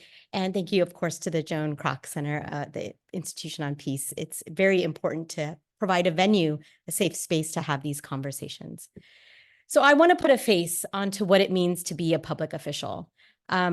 I'm just a regular person trying to get through life, right? And then you find something that strikes your fancy, something you feel like you need to do, you feel compelled to get involved with. So I have my PhD in biophysics, and I got to that position in life because my mom passed away when I was 14. And I wanted to find cures to diseases. And so I pursued a career through education at Occidental College, ultimately also went to the University of Sussex in a year abroad program, went to UC Irvine to get my PhD, did a little stint at the National Institutes of Health. And then around the time that I was working at Genentech, my father passed away. And I was realizing that sometimes there's a moment in time as a person that you realize that what you're doing, the role that you're playing, may not be sufficient. What you're doing, I'm trying to cure diseases and save lives, but maybe that wasn't the right approach when people don't even have access to healthcare, right? So I decided to take a little pivot. I changed my career path and went into public service. So here I am, the kind of accidental politician. I started off as a planning board member in our Rancho Penasquitos Planning Board. Our local town council was involved in PTAs and foundations.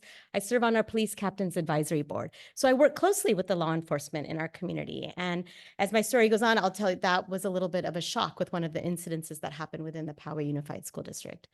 I went on to be asked as a public member of the public who was very involved in community to run for public office. Regular person, right? Never thought that I would ever run for public office, but here I was being asked to do that. As a trustee in the Poway Unified School District, I'm the first person of color to ever be elected to that seat. And now we have an all-woman board. So sometimes things do change for the better, I would like to say. But in the role as a Poway Unified School District trustee, I am also serving as president of the San Diego County School Boards Association, working closely with school board trustees throughout the community, hearing a lot of these firsthand accounts as we went through COVID was really where we saw the transition from just standard levels of aggressive engagement to really threats and harassment. I'm also serving as a delegate on the California School Boards Association and as a commissioner and an advisor to the Fleet Science Center. So my hands go into many different spaces, and I have that ability to bring a systems level of thinking to the conversation. That's just a little background on me and a general elected official. So the presentation roadmap I have today is I'm going to give you a little background on the school district that I represent, Poway Unified School District, just to set context for threats and harassments, what's going on specifically at our school board meetings, the experiences that we've had, and then some things we've done to adapt to our new ground game. And then I have recommendations for next steps for the commission to think about. So about Poway Unified, this is a very busy slide. You don't have to read it all, but we're basically a very large school district. We're 100 square miles. We're the third largest school district in the county, 21st in the state of California.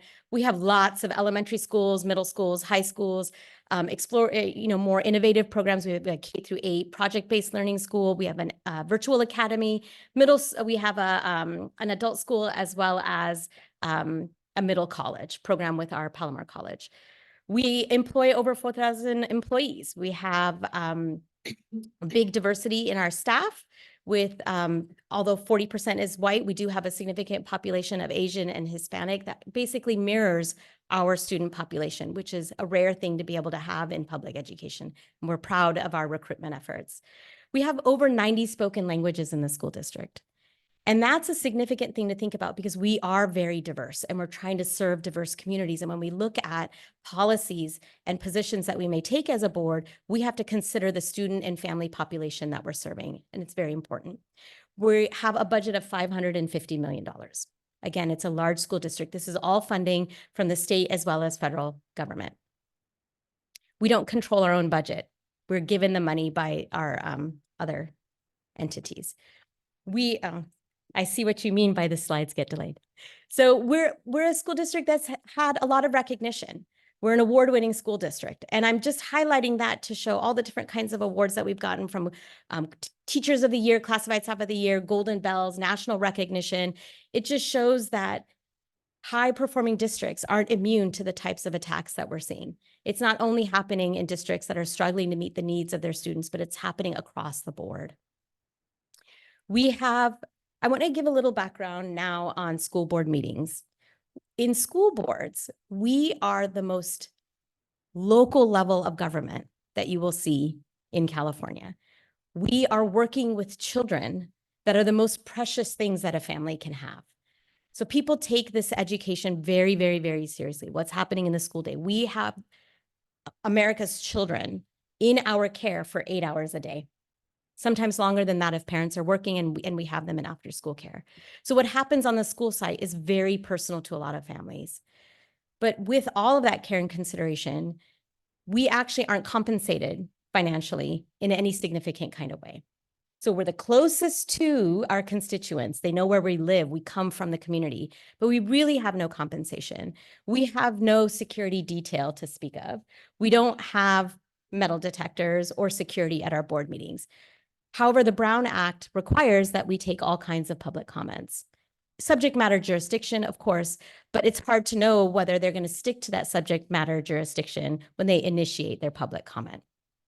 So we must allow for that. We are allowed to restrict the amount of time, but there isn't an understanding in the public that a school board meeting or any other meeting is a meeting of the body in the public. It's not the public's meeting.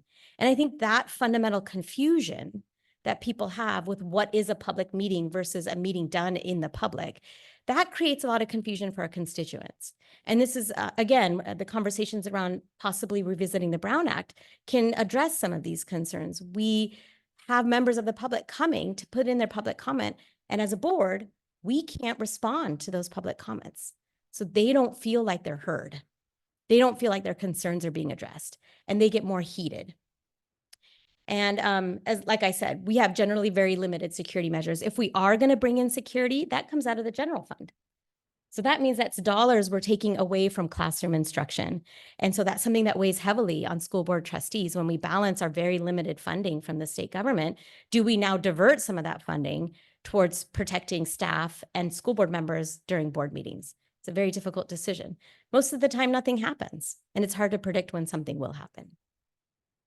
So what are some initiatives that the Poway Unified School District has taken on that might have drawn some extra attention? So we have an equity inclusion plan that we developed 4 years ago. I was a co-author on that resolution, and that drew a lot of attention to me personally, wanting to push forward an equity and inclusion plan.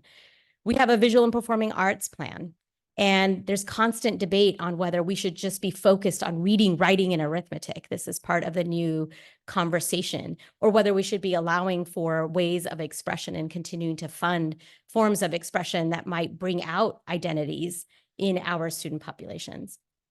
We are developing practices of inclusive practices. So bringing our students with disabilities, we're mainstreaming them back into the general classroom.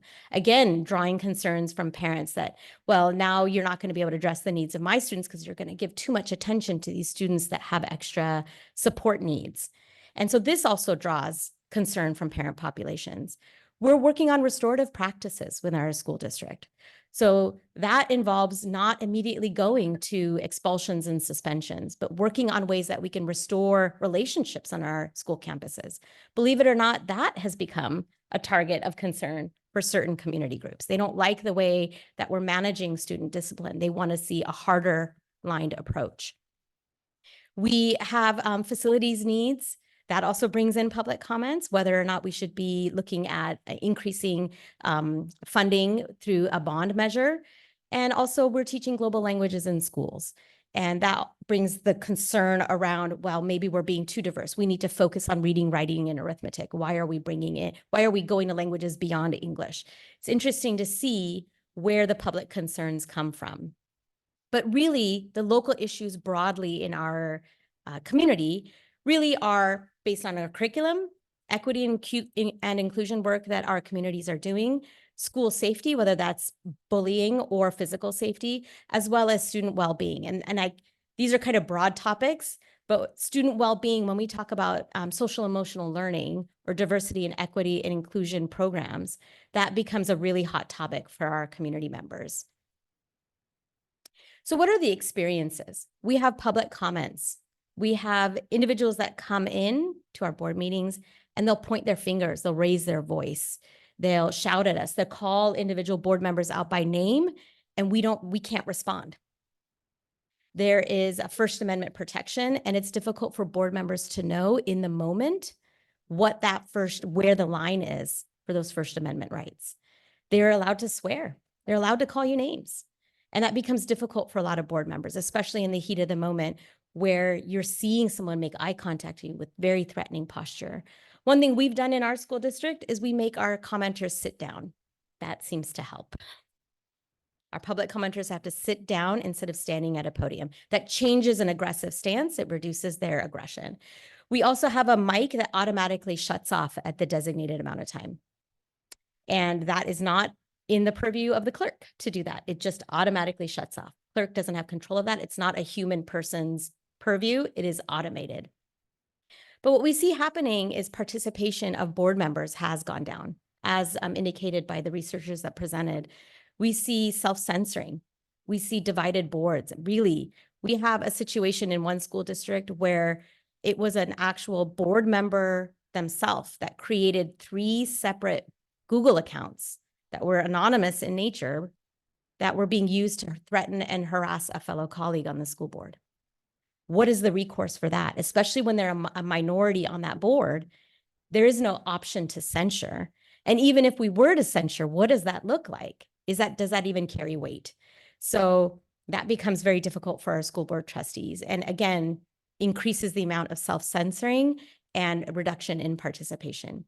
We have school boards that are actively seeking opponents to incumbent school board members because that school board member brought up LGBTQ issues and wanting to protect students and keep them safe on campus, but the board colleagues felt that that was drawing too much negative attention to their district. And now they're looking to find an opponent to run against that person to unseat them because they don't want that extra attention in their school district.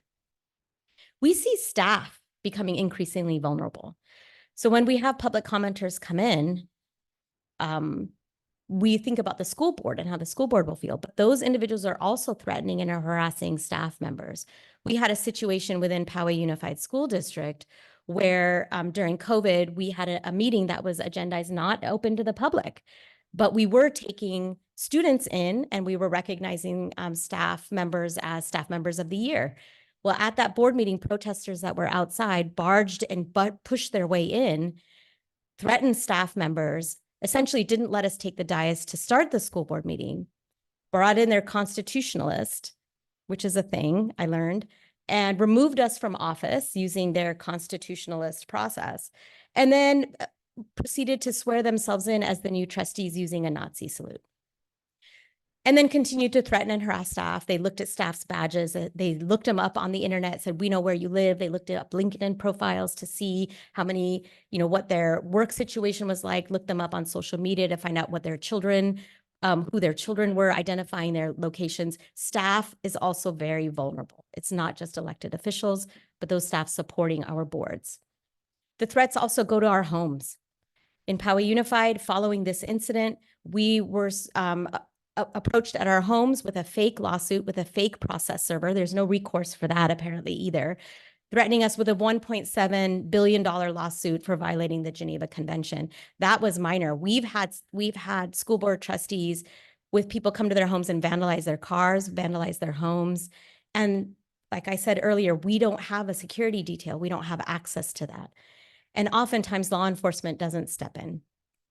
And then of course, there's the internalized stress and anxiety leading to school board members choosing not to run for re-election. We have first-term school board members that are doing amazing work for their communities, and they're choosing not to run again because the level of stress and anxiety they're personally experiencing and their families are experiencing is just too overwhelming. And it is oftentimes, anecdotally, what we're seeing is it's women and women of color. And so we're going to lose that diversity pool on our boards of education, which are so critical. And all of our meetings are televised, they're live streamed. That's what the public wants for access. And so all these videos are taken, they're clipped out, and then they're propagated on social media in a remixed sort of format. So it's even taken out of context and out of order. So what are we doing as a county and a state? On the San Diego County School Boards Association, we're very actively involved in supporting our school boards. We put on presentations during COVID when they were Zoom, and we were seeing the height of anti-masking, anti-vaccination, vitriol kind of coming to our school boards.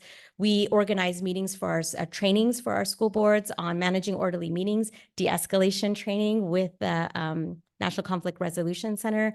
We also organized with the San Diego County Office of Education a governance workshop to help onboard new trustees in 2022 after the election. And then we are open and actively working with the San Diego County Office of Education for any other types of trainings we can provide. From my role on the California School Boards Association, I'm happy to report that the California School Boards Association has worked not only with the Attorney General's office, but also by putting on online webinars to continue to offer training for school board trustees. They've rolled out model policies that we can adopt to protect ourselves and to better understand what our First Amendment rights are and what we have to protect and not protect. They've put out policy briefs on the hottest topics that are coming around to school boards. And at our annual education conference, we have panel discussions on this to help educate our school board members on how to better handle the types of public comments we're receiving at our meetings. And what have we done as adaptations? What we're seeing is, yes, we're working on de-escalation. We work with the Anti-Defamation League to help train our students so that they can take leadership at school, to train our staff. We have brought in outside consultants to help us understand and go through processes of threat assessments, actual threat assessment training. We work closely with our FBI, our law enforcement, and our local district attorneys to help us understand what is a real threat and a credible threat versus what is maybe just a mental health issue that we might have to deal with more locally. We are putting on policy changes. We've in Poway Unified, we've changed our public comment period. We weren't able to necessarily discern what in our non-agenda public comment, what was connected to another topic or not. We were worried about violating viewpoint bias. So we're now doing 30 minutes total time for non-agendized public comment, but 2 minutes per speaker so that we could get more speakers in, and the speakers would have to focus on their topics a lot more quickly. And with them sitting down and having less time, the commenters seem to be a little more focused on getting to their issues at hand. What we like to see is better communications with our local elected officials at the city level. We've worked more closely with our city attorney's office. We've worked more closely with our mayor's office on what we can do to protect our staff and our school board members. We had to have a meeting with law enforcement to make sure they understood what was going on in our school boards and what their role was, and putting in a memorandum of understanding. With solidarity actions and collaboration, we're looking at partnering with our PTA. Our PTA has formed a justice equity group of their own, and they bring in parents and community members to say positive things and encourage the school board member to show that there is another side to this. And then we try to focus on our educational successes. What good things are we doing? And we bring in students to put in public comments as well. And that seems to help keep the temperature down. So since I got the 2-minute warning, I'm gonna go over, skip over this one and get to some of the things we actually would like to see as next steps. So coming out of all of this experience, what I would really like to see is third-party organizations support school boards a little more. We're seeing that locally. We have good things, good collaborations happening in San Diego, but across the state, we don't see the same level of community engagement with third-party organizations in specifically understanding how school boards operate. I would love to see a heat map developed of where are those hot topics popping up so that school boards can better prepare for what topics are coming their way and maybe make sure they have their legal counsel there or law enforcement there if necessary. And another thing I've seen in the city of San Marcos, there are adult civics classes. I think that's a great thing to do. They bring in members of the community in an academy, a series of classes that show them how to engage with their local governments, what the right process is and how best to be effective. And then again, it's working with these community groups, whether it's Kiwanis or Rotary or the Chambers of Commerce. We need to go where some of these individuals, where their comfort spaces are, and explain to them what we're experiencing on school boards. But we can't do that on our own because there's so much that is on the shoulders of schools that we need the partnerships of community organizations to help us get there. So I'll leave with this slide. I know there's going to be some questions or Q&A period. It's been tough on school boards. This is no joke. When we talk about school boards being at the short end of the stick on this vitriol, we are that close to our community and we are educating families' most precious resource. So community members feel like they can come and tell us what to do in a very sharp and visceral kind of way. So thank you for your time and attention.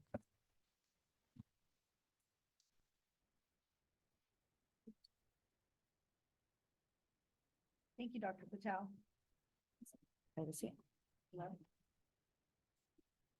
Is it on? Okay. Thank you, Dr. Patel, for that presentation. And I'd like to thank all the presenters today for shedding light on this much needed topic. And we are about to go into comment period. So I'm going to hand it over to Commissioner Filer. Commissioners Cuellar and Filer, before we get to public comment, I just want to, can I make one comment? Yes, you may. I also want to extend my thanks to the presenters and also Dr. Patel, thank you for your service. Public service is a noble deed, and so thank you for doing that. I also just want to share a personal anecdote. I think all of you saw that Mayor Gloria and I are very close. I've known him since before he was an elected official.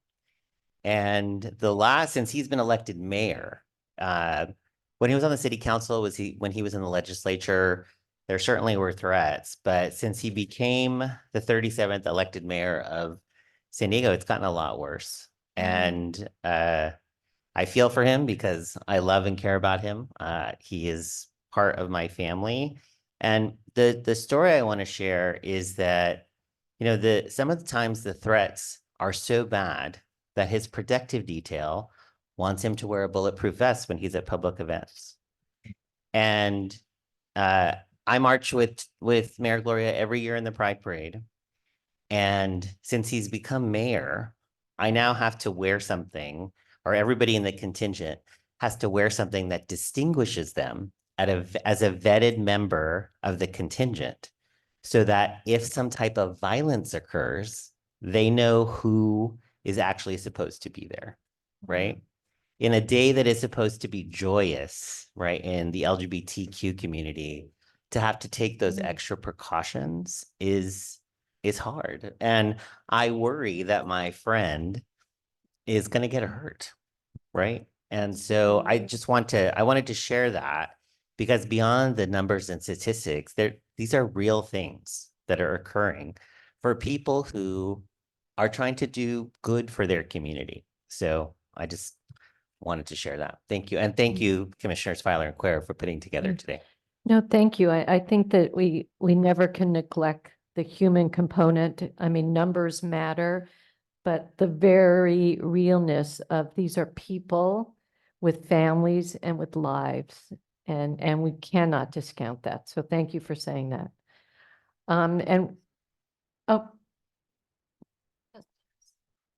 Thank you. As an elected official, I had the opportunity to attend one of the community conversations that Mr. Luna spoke about earlier. And it was heartwarming to hear the concern from our communities for our elected officials. People in our community see what's going on. They're concerned about it. There was a a process that was discussed about, I believe there was a list of potential corrective actions that could be taken. I'd like to see a little bit more about that report. And want to thank all of the presenters today for their work and for the comments that they brought. And thank you, Dr. Patel. It was wonderful to hear you today. Okay. Do we have any commissioners that want to make? Oh, any other commission? Do we have an opportunity for questions? Yes. Yes. Go ahead. Well, that's interesting. I guess we should start with questions from the commissioners and then we'll open it up to the public. Would that be appropriate? Okay. Thank you all for the presentations. They were incredibly compelling, disturbing, and I'm sorry for all that the elected officials have to go through to serve our communities. So I had two questions, and one I think is maybe especially for Dr. Locke and Dr. Luna. And I was wondering if you could tell us anything more about who the perpetrators are. And it may have been that that was not the focus of your research, so that you can't. But it just struck me that while Dr. Simi talked a bit about that, you may be talking about different groups of people across the context that you're looking at. So, is this a small group of organized people? Is it people who are coming repeatedly to different meetings, but it's actually a pretty small contingent? Are these people who are really ideologically committed to something, what kind of in hate crimes research has sometimes been called mission offenders? Or are these people who are themselves suffering from either mental health or some kind of economic crisis in their own life, so are in some ways themselves products of a failed social safety net? So to the extent that you have looked into that, I think it would be helpful because sometimes some of the policy recommendations might flow from that. And then I have a second question, and I know these are big questions, so just take it at, short time, many other comments and questions. But the other thing, maybe this is just for whoever wants to speak to this, but as we talk about this issue for our communities and the public and policymakers, how do you navigate the tension between framing this as a bipartisan problem that affects everybody, and on the other hand, something that seems to be particularly targeting groups on the basis of their identity and those who are advocating for inclusion, say in our schools? So I think we know on the one hand that overcoming political violence means reaching out across partisan lines and getting as many people as possible in our communities to understand an issue and work together to address it. And on the other hand, it does seem like there's a particular targeting going on in some of these cases. And how do we acknowledge that and be forthright about who is often the likeliest of victims? Thank you. Thank you, Commissioner. Hello, there it goes. Thank you, Commissioner. Regarding your second question, one of the most interesting suggestions that was made at several of our meetings was to reconceptualize this as a public health issue because it's directly affecting matters of health as a way to kind of depoliticize it, because it doesn't matter who's doing it or why, it's having that impact. And then you also have to look at the policy impact.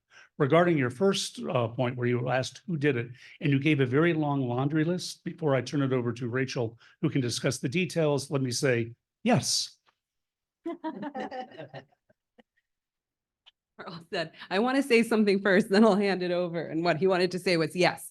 So loved that modeling of succinctness. On this point of public health, not only is it a public health issue for the individuals who are serving in public office, but there is also research and data that we are finding that women tend to support public health policy generally, broadly speaking, than do men. So if more women are being forced out and more women are supporting this kind of policy, there's some connection there.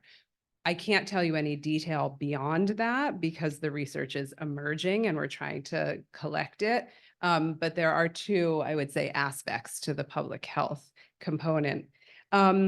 On the tension, you've really, I think, hit on something. What we know from national studies is that rhetorically, so just in terms of language and verbally, this is a bipartisan issue. But once it goes from rhetoric to action, the right and the extreme right is far more likely to commit physical acts of violence than the left. So in terms of perpetrator bipartisan counts, again, the rhetoric is a little bit more equal, but the action is not equal. That's from national studies. That's not from our data. But there very much is a tension there in terms of what we say about threats and harassment, which isn't always acted upon, right? It often is the rhetoric. It is not always the action. We right now in the VIP lab are trying to advance a research study that would actually look at the relationship between some of these questions, looking at female mayors in California specifically. It's a proposal. It has not yet been funded, but that's the kind of thing that needs more research. Much of the research now is either focused on identity or it's focused on policy.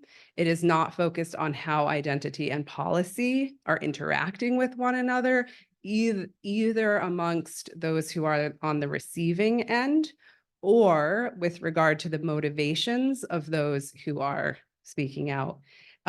Which gets, and this is my last point to your question about perpetrators, we can't answer that question empirically with the data that we have because we weren't able to collect it beyond what we had from the traditional media review. So the traditional media review of the 20 some odd stories that we analyzed, 84% were white men.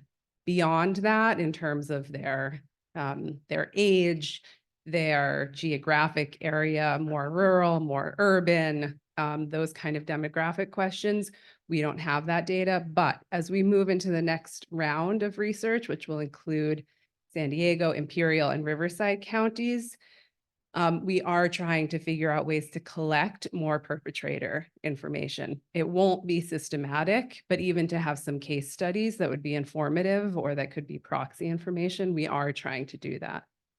Thank you.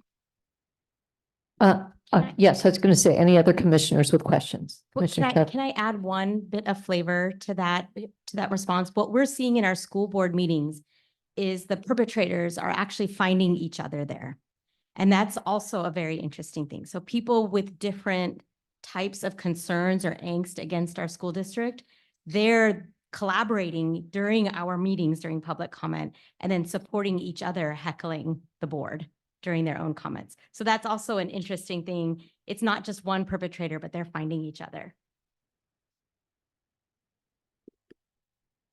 I'd just like to thank you for your presentation this afternoon. It's just exceptional.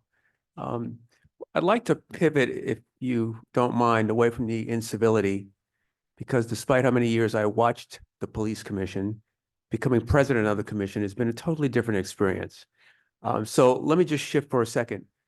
Dr. Luna, years ago, and I'm on the faculty at the Price School of Public Policy, and one of the things that always interested me was the fact that I don't know how many commissions we have in the city of LA, but no one ever went through a Commission 101.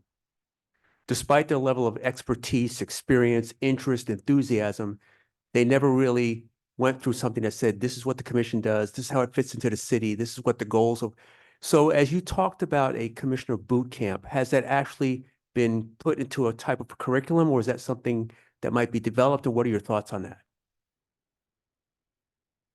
Thank you, Commissioner. One of the things we're working on for this next iteration of the project is putting together a toolkit looking at best practices.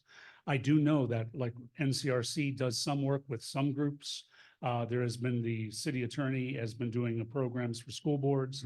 As Dr. Patel was saying, that they've been working at the county level to do work with school boards. There's a lot of different things going on. I don't know for all the different commissions though. And I did like when you mentioned that you've been a commissioner for years in LA, and even you don't know how many commissions there are. I mean, we got a lot of government out there to be able to cover. I'm not aware of stuff going down to like for the different fire boards and then the different land use commissions and the things that are out there. I don't think it's regular. I don't think it's systematic, but I think it's done sporadically. But given the day we're in, I think we need to do that. I mean, there's some things we think we learn by osmosis, you know, how to do work with commissions. Capitalism, I bet I could give you guys a test in the free market and 9 out of 10 of us would not get it right. I mean, we assume people will learn it. They don't. Civic education, don't even get me started on that, we dropped the ball. So a basic requirement that is funded at some level. Don't put it on the boards to take it out of their instructional mission. This is a public good that has to be maintained, just like highways. You have to have the public policy highway well maintained. I think that's an area that needs greater exploration and something we're working on trying to get more information on. Thank you.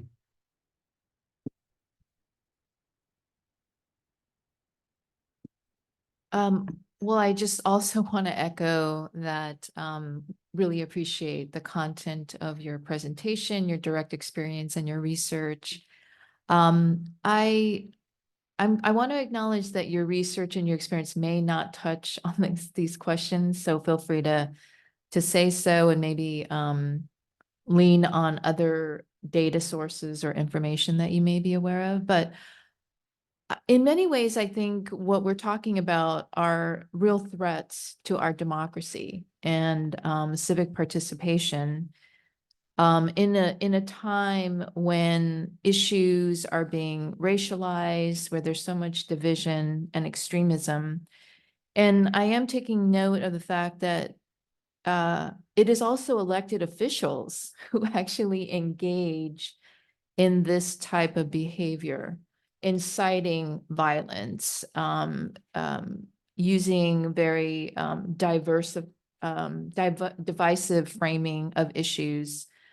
And a couple of things that I wanted to ask is also the role of misinformation and disinformation. You're saying that they're finding each other in public spaces, but I think the radicalization that might be happening and misinformation, disinformation, even we have direct experience around the issue of gender neutral bathrooms and the misinformation that occurred for something like that in schools. I also feel like what has hit home for me is the disproportionate impact on women.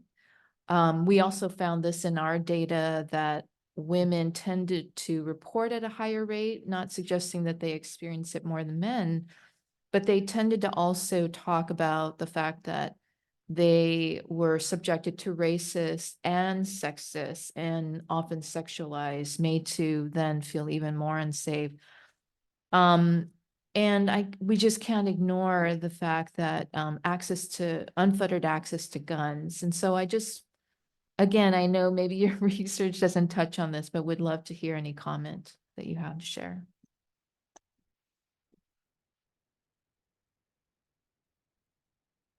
Yeah, thank you for the question, Commissioner.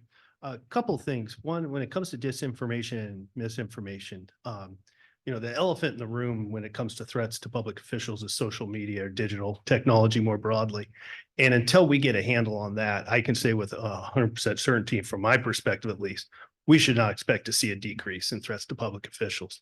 It plays too much of a role in terms of spreading and circulating the kinds of conspiracy theories that we know has a significant impact in terms of really driving a lot of these grievances and really playing on emotions, anger, frustration, and giving people a vehicle to express those that then either is translated directly through social media in terms of threats, or then is translated offline, threats at school board meetings, threats at various other public forums. But it's really, even when it's offline, it's still being mediated through the logic of social media, which is all about this kind of way of communicating and through this kind of emotional kind of way of looking at the world.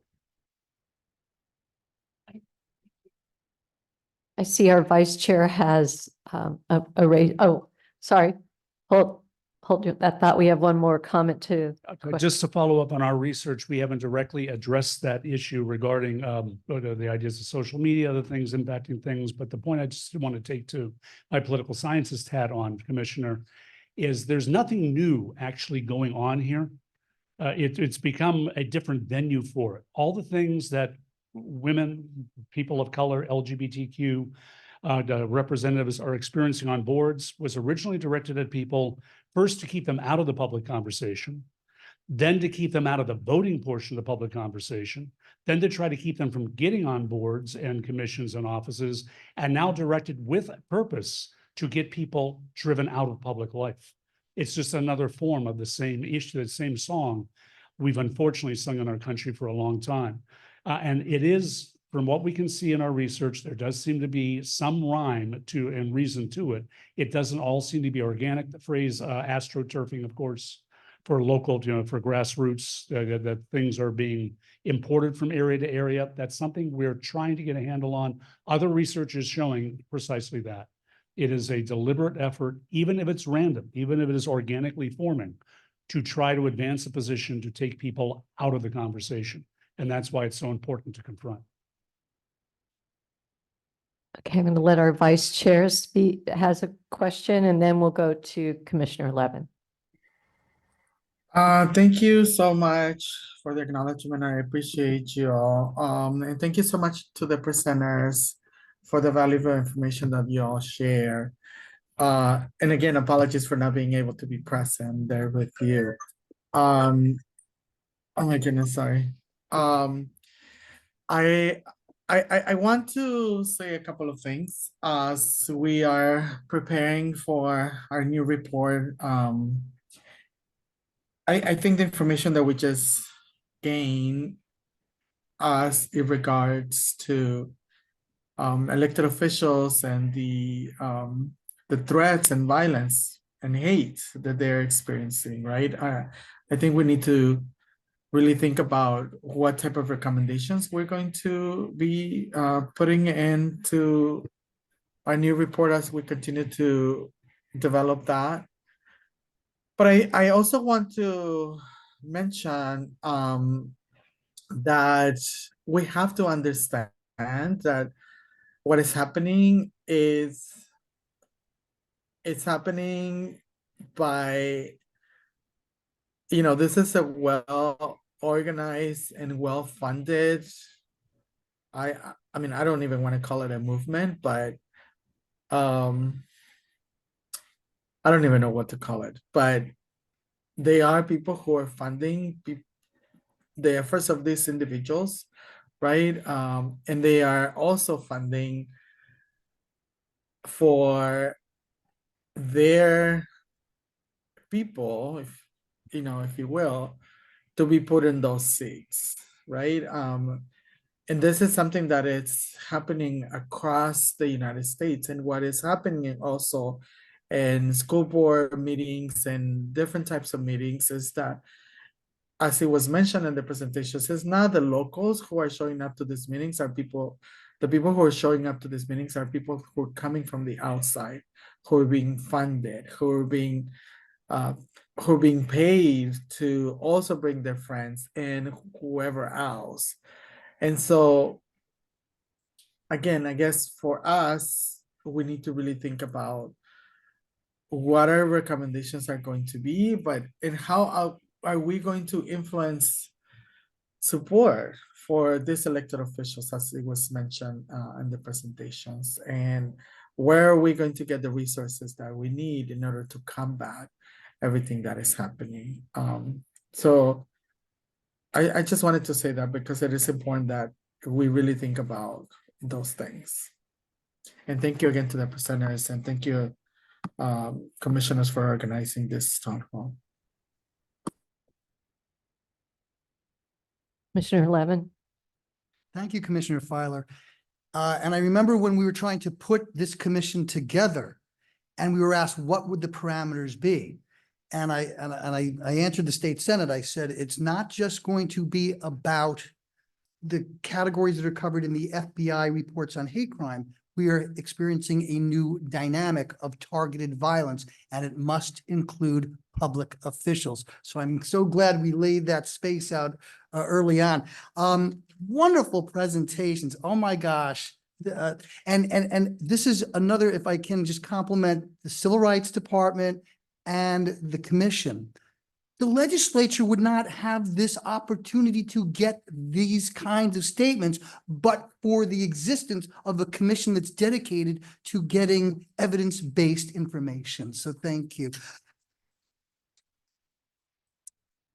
Thank you for making us look good. First question, I'd like to roll by my dear friend, Dr. Simi. When you said charges, does that mean multiple charges towards one defendant possibly, or is it based top charge individual defendant? In other words, are some of the years that we're looking at, are we getting the way you enumerated? Is it a cluster, like could a cluster of charges against one miscreant drive up the numbers, or are you just using the top federal charge? Just the latter, so it's not artificial. Because you do have cases where an individual will have, half a dozen different charges, but we don't count that as a half a dozen, we count it as one. And with respect to Dr. Luna and Dr. Locke, could you because I was just on the phone before I got here this morning with a reporter, and we were going on about incidents versus crimes. With regard to threats versus harassment, what definitions do you use? And thank you. So for our research, we allowed our subjective elected officials to tell us to self-report. So in other words, they self-defined what they felt to be threats or harassment. We do have definitions that we've referred to in the report. I don't have it off the top of my head, but we can easily provide it to you. One thing that I think is really worth noting here, well, there's two things. One is we did not just include those that rise to the level of criminal prosecution, right? So self-reporting what you feel to constitute a threat or harassment.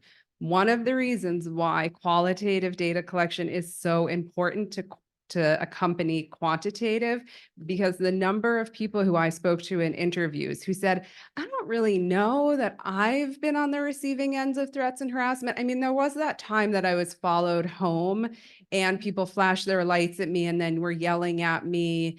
And then there was that other time where I was called names constantly. And there's a person who's been texting me, yeah, you know what? I actually think that maybe I've been getting some of this, but on a form would have potentially just answered no, because what they think of are what rises to the level of criminal prosecution, not all these new phenomenon, as you just mentioned, that may be happening that aren't rising to that level. So that's just some responses to your question. Yeah.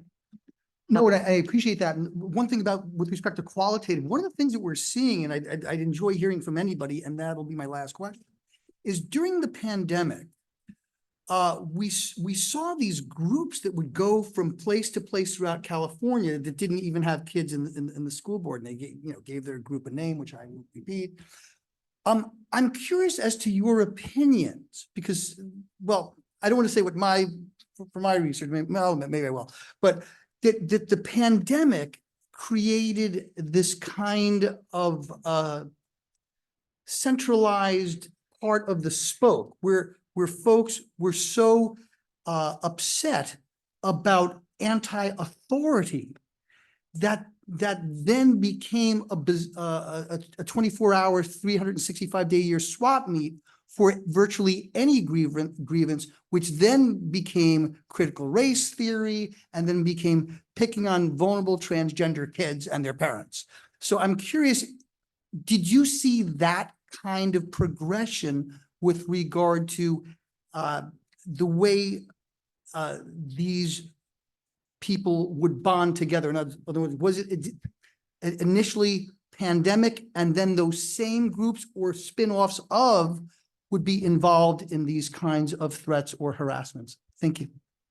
I could say with no doubt whatsoever is that is absolutely correct. That's what we experienced in our school districts locally, and not just in Poway Unified, across the board, is people would come together on anti-masking, for example, but then it would then grow and evolve into collecting all the people who felt disgruntled or disenfranchised by the school district.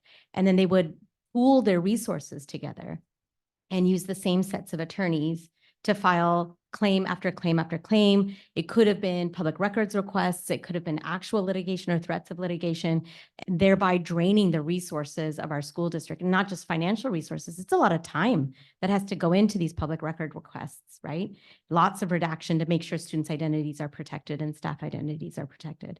So absolutely, yes, it was used as a point of coalescence, and it's just grown from there. There are even now websites that are dedicated to that. In Poway Unified, we have a parent watchdog group where you're allowed to name teachers that are perhaps talking about certain issues in school, and you're allowed to name them and call them out, and they're collecting those to then file uniform complaints. One last quick follow-up while you're at the mic. Do you teach critical race theory in your school district? Absolutely not. Thank you. All right, we're going to have one last comment from our commissioners, and then we're going to go, okay. One quick little follow-up. I just wanted to point out, your point was correct. Don't forget, this is being monetized. In this whole anger industry, you see it across social media. One example, libraries all over the country, and in San Diego in particular, are being brought into question about having pornography for children. There are handouts and all the rest that come out. And do you remember the show Growing Pains? Kirk Cameron? He has a whole publishing company providing the books they want to see libraries adopt. It's just like MyPillow and AM Talk Radio and the Relief Factor. People are making money off of this, which helps to drive it. Okay. Thank you to the public for being so patient. We have one more comment from one of our commissioners, and then we're going to open it up to the public. Thank you, Commissioner Filer. The main task of our commission is to provide recommendations to our legislature for reducing hate in our state. And one of the things that I've heard in a variety of different ways today is how the Brown Act prevents our elected officials from adequately protecting themselves and responding to public comments in their meetings, and perhaps even reducing offensive ones. So perhaps one of the things our commission can look at as we move forward is making some recommendations to our legislature to take a second look at the Brown Act and how we can protect our elected officials that way. Okay, so we are going to move into public comment. Just a reminder, everyone is encouraged to participate, and we appreciate the diversity of perspectives. And again, we want to maintain a respectful space. We do limit all public comments to 3 minutes. So right now we're going to move to any public comments in the room. Then there'll be written comments that are passed to Marquez over there. And then we will go on to Zoom. And then we will end with public comments not related to our speakers. Right now it's public comments related to presentations. And I see we have our first one. Hi, I want to thank everybody. I thought this was so well researched, so well sourced that it actually terrifies me. I have been fighting hate towards our elected officials, Democrats especially, for about 5 years now. And I have been focused a lot on anti-Semitism and Islamophobia, because together is the only way we can survive. And I believe that to the core. I feel that this is all, I have seen this grow. I have seen Nathan Fletch's social media completely out of control with Ann Todd Gloria's, who I love also very much. And I respect everyone that wants to run for office. And I've seen it propagate. And I'm wondering 2 things. How much of this is foreign actors online? Because I open up everyone's social media accounts, and I look, a lot of them are new accounts. And I'm really concerned with how much foreign actors are feeding this fire that is resulting in actions taken in real life. And I'm also wanted to know how many of these terror inflictors are foreign actors, and how I know I'm not promoting anybody at all, because I'm a whatever. I know Nikki Haley mentioned having confirm identities on social media. I have felt that this is the only answer. to make people be accountable to every person that signs up has either a phone number or IP address that you only get one account. How could we enforce this? Even like $1, if you pay $1 to Facebook, that has to go towards fighting hate, we make it go somewhere. How can we make people be held more accountable and kind of put an end to the foreign actors? Because I have found a lot. And thank you again. If any of our presenters would like to address it? Should I stand? So for our social media scrape, which again, just looked at Twitter, now X, then Twitter, we had so we did both computer scrape, so an automated scrape, and human beings looking at the accounts. So we think that the data that we pulled from Twitter does not include any bots, does not include foreign actors or bots. We can't say that for certain. There are some that are very sophisticated, but because of the both human intelligence and computer method that we used for our social media scrape, we do think that we weeded those out. I would say the social media companies doing better. Yes, right? I mean, that's a huge thing. Congress has taken this up a number of times. Whether they have taken it up sufficiently. Yeah. I think the trend that we're seeing is that this is not necessarily getting better in the US, although there are great models in the EU to be looking at. The one other thing I will mention is that artificial intelligence has the potential to make this exponentially worse. So it's an issue we should all be very concerned about. Okay, thank you. We're going to have a hard finish at 3:15, so I'm going to try and push us through a little quicker. In the back here, a comment? Good afternoon. I think there are two issues that bring us here today. One is the economic condition of American families. Several years ago, I read an article which found that 40% of all households are living paycheck to paycheck with less than $400 in the bank. Recently, same subject, 60% of all American households are living paycheck to paycheck with less than $1,000 in the bank. Our government, and the two issues were automation and offshoring of jobs. Our federal government has done nothing to help the American people prosper. And I believe this is one of the issues driving this, what we're experiencing as a nation. The other is religious extremism. And until we deal with both issues, and it's a national issue that has to be done, what to me is the most frightening thing is our new Speaker of the House. I think we're going into a very dangerous situation for the country. Thank you. Thank you. Any other comments in the room? Marquez, are there any written comments in the room? No written comments. Okay, so why don't we go on to Zoom? Do we have any Zoom comments, questions? No raised hands. No raised hands. Okay. Do we have any via email?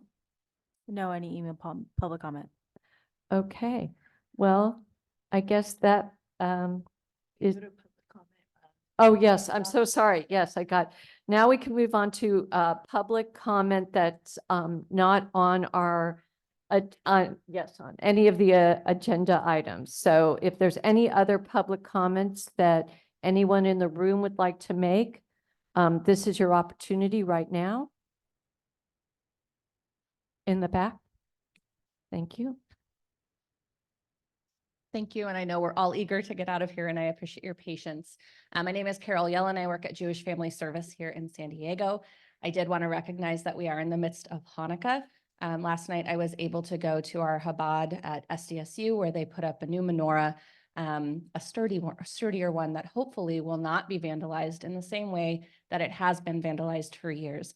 And so in line with the comments that we've heard today, I do want to also just mention that the associated student bodies of many of our campuses have become a hotbed for much of what you're talking about today with our elected officials.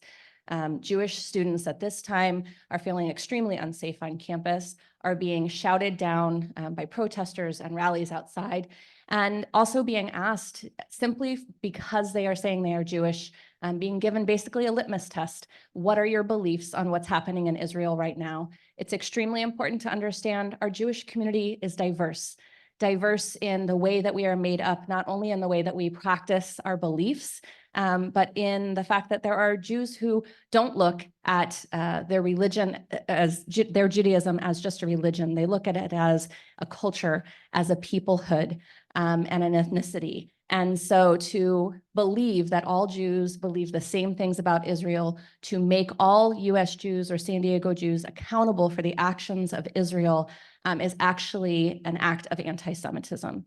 And so it's really important that you understand how this is impacting our community today. And I appreciate just this opportunity to have a voice. I did want to let you know that on a daily basis at the Center for Jewish Care, we're hearing from people across our community who are impacted by what's happening globally and the resulting rising anti-Semitism here in the United States. We are hearing from our Holocaust survivors who are unbelievably triggered and now see a repeat of what they've already seen in their lifetimes. I stood by a third grader just in the last 2 weeks from one of our local elementary schools who had been bullied on campus. 2 other children asked her, "Are you half Jewish or Jewish?" And when she said she was Jewish, they asked her why she wasn't dead. I am also receiving calls from individuals on a daily basis who are asking me to help them find a new culturally competent therapist because the one that they are currently seeing is not someone that they can now trust with how they are feeling in this moment. And so I just wanted to take this moment to say, you know, we are a diverse and intersectional community. We are united, but we are not a monolith. And that while we are all extremely worried about growing anti-Semitism, that we also have a beautifully rich tradition to celebrate. And so give you 30-second warning. yes, I saw. And as we are lighting the Hanukkah lights again tonight for the second night in a row, just to underscore that the values that that holiday shares with all of us in the community is that in moments of darkness, whether it's seasonally or based on issues, the growing light is Thank hopefully you. going to inspire all of us. Thank you so much. Any other comments in the room? Anyone? May I just respond to what she said briefly? No. I don't think, no, we're not, it's not after the meeting, if you would like to, that would be the appropriate moment, Commissioner. Is there any other comments in the room? If there's not, are there any other questions, comments on Zoom not related to the agenda? No hands raised on Zoom. Okay. Any other, I'm sorry, I skipped written comments. No. Okay. What about any emails that we received with comments? No public comment via emails. Okay. So I think in terms of this meeting, again, thank you to our presenters.